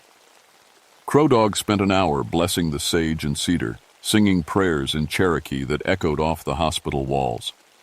Then he handed me a small bundle of the sacred plants. Light this when you see the creature, he instructed. The smoke will weaken it, make it vulnerable. But you have to get close. The blessing only works within 50 feet. What about weapons? He reached into his pouch and pulled out 3 bullets. They were silver, carved with Cherokee symbols. These will hurt it, maybe even kill it if you hit it in the heart. But remember, this creature has the memories of every person it's killed. It knows how to fight, how to think like a human. Don't underestimate it. We reached Devil's Backbone just after sunset. The fog was already rolling in, thick as soup. Lisa guided us to mile marker 217, the original hunting ground. She moved through the darkness like she could see perfectly, which scared me more than I wanted to admit. It's here, she whispered, pointing to the rock overhang. Can you feel it? I couldn't feel anything but cold mountain air and my own fear. But then I heard it, a low growling that seemed to come from everywhere at once. The creature was circling us, just outside the range of my flashlight. Light the sage, Lisa said urgently. It's coming. I struck a match and touched it to the blessed herbs. Sweet smoke rose into the air, and immediately the growling stopped. Then I heard something that made my blood freeze. Laughter. Human laughter, but with an immal undertone that was completely wrong. You brought me a gift, a voice said from the darkness. It sounded like a man speaking, but the words came from too high up, from the rocks above us. The woman is almost mine now. Soon she'll hunt with me, and we'll own these mountains forever. The creature dropped from the overhang and landed 20 feet away. In the light of my flashlight and the sacred smoke, I could see it clearly for the first time. It was enormous, easily 8 feet long and probably 300 pounds. Black fur covered a body that was muscled like a panther but built wrong, too long, too tall. The head was cat-like but with human intelligence in the yellow eyes, and when it opened its mouth, the teeth were both fangs and human molars, designed for tearing and chewing. But the worst part was when it stood up on its hind legs. The creature rose to nearly 7 feet tall, balancing perfectly on legs that bent wrong like a human trying to walk like a cat. In that moment, I understood what I was really looking at. This had been a person once, someone who'd been changed, transformed into something that was neither human nor animal, but a horrible combination of both. I was the first, it said, speaking aloud now in a voice that sounded like gravel in a cement mixer. A Cherokee medicine man who broke sacred laws, tried to use dark magic to gain power over death itself. The spirits punished me, bound me to this mountain, made me into this form. But they didn't expect me to like it. The creature began to circle us, moving sometimes on 4 legs, sometimes on 2. For 100 years, I waited, alone, hungry, forgotten. Then you built your road through my territory, brought me endless streams of prey. Now I'm strong enough to make others like me, starting with her. Lisa stepped forward, and for a terrifying moment I thought she was going to join the creature. But instead, she pulled out her service pistol and aimed it at the Wampus cat's head. I choose to stay human, she said, and fired. The silver bullet took the creature in the shoulder, spinning it around. It screamed, not an animal sound, but the cry of a person in terrible pain. Black blood splattered the rocks, and where it hit, the stone began to smoke. But the creature didn't die. Instead, it got angry. It charged us on all fours, moving faster than anything that size should be able to move. I dove one way, Lisa dove the other. The Wampus cat slammed into a pine tree, splintering the trunk with the impact. I rolled to my feet and fired twice. One bullet missed, but the other caught the creature in the chest. It stumbled, growled, and then began to change. The black fur started to fade, revealing human skin underneath. The body shrank, became more human-shaped. For a moment, I could see what the creature had been before its transformation. A Cherokee man, probably in his 30s, with traditional tattoos covering his arms. "The sacred fire!" Lisa shouted. "Now!" I held the burning sage toward the creature. The smoke swirled around it, and wherever the blessed smoke touched, the thing's form became more unstable. Sometimes it was a giant cat, sometimes a man, sometimes something horrible in between. "You cannot destroy me," it gasped, speaking in English now instead of that gravelly animal voice. "I am bound to this mountain. Even if you banish this form, I will return." "Maybe," I said, stepping closer with the sacred fire. "But not in our lifetime." The smoke from the blessed sage grew thicker, surrounding the creature like a tornado.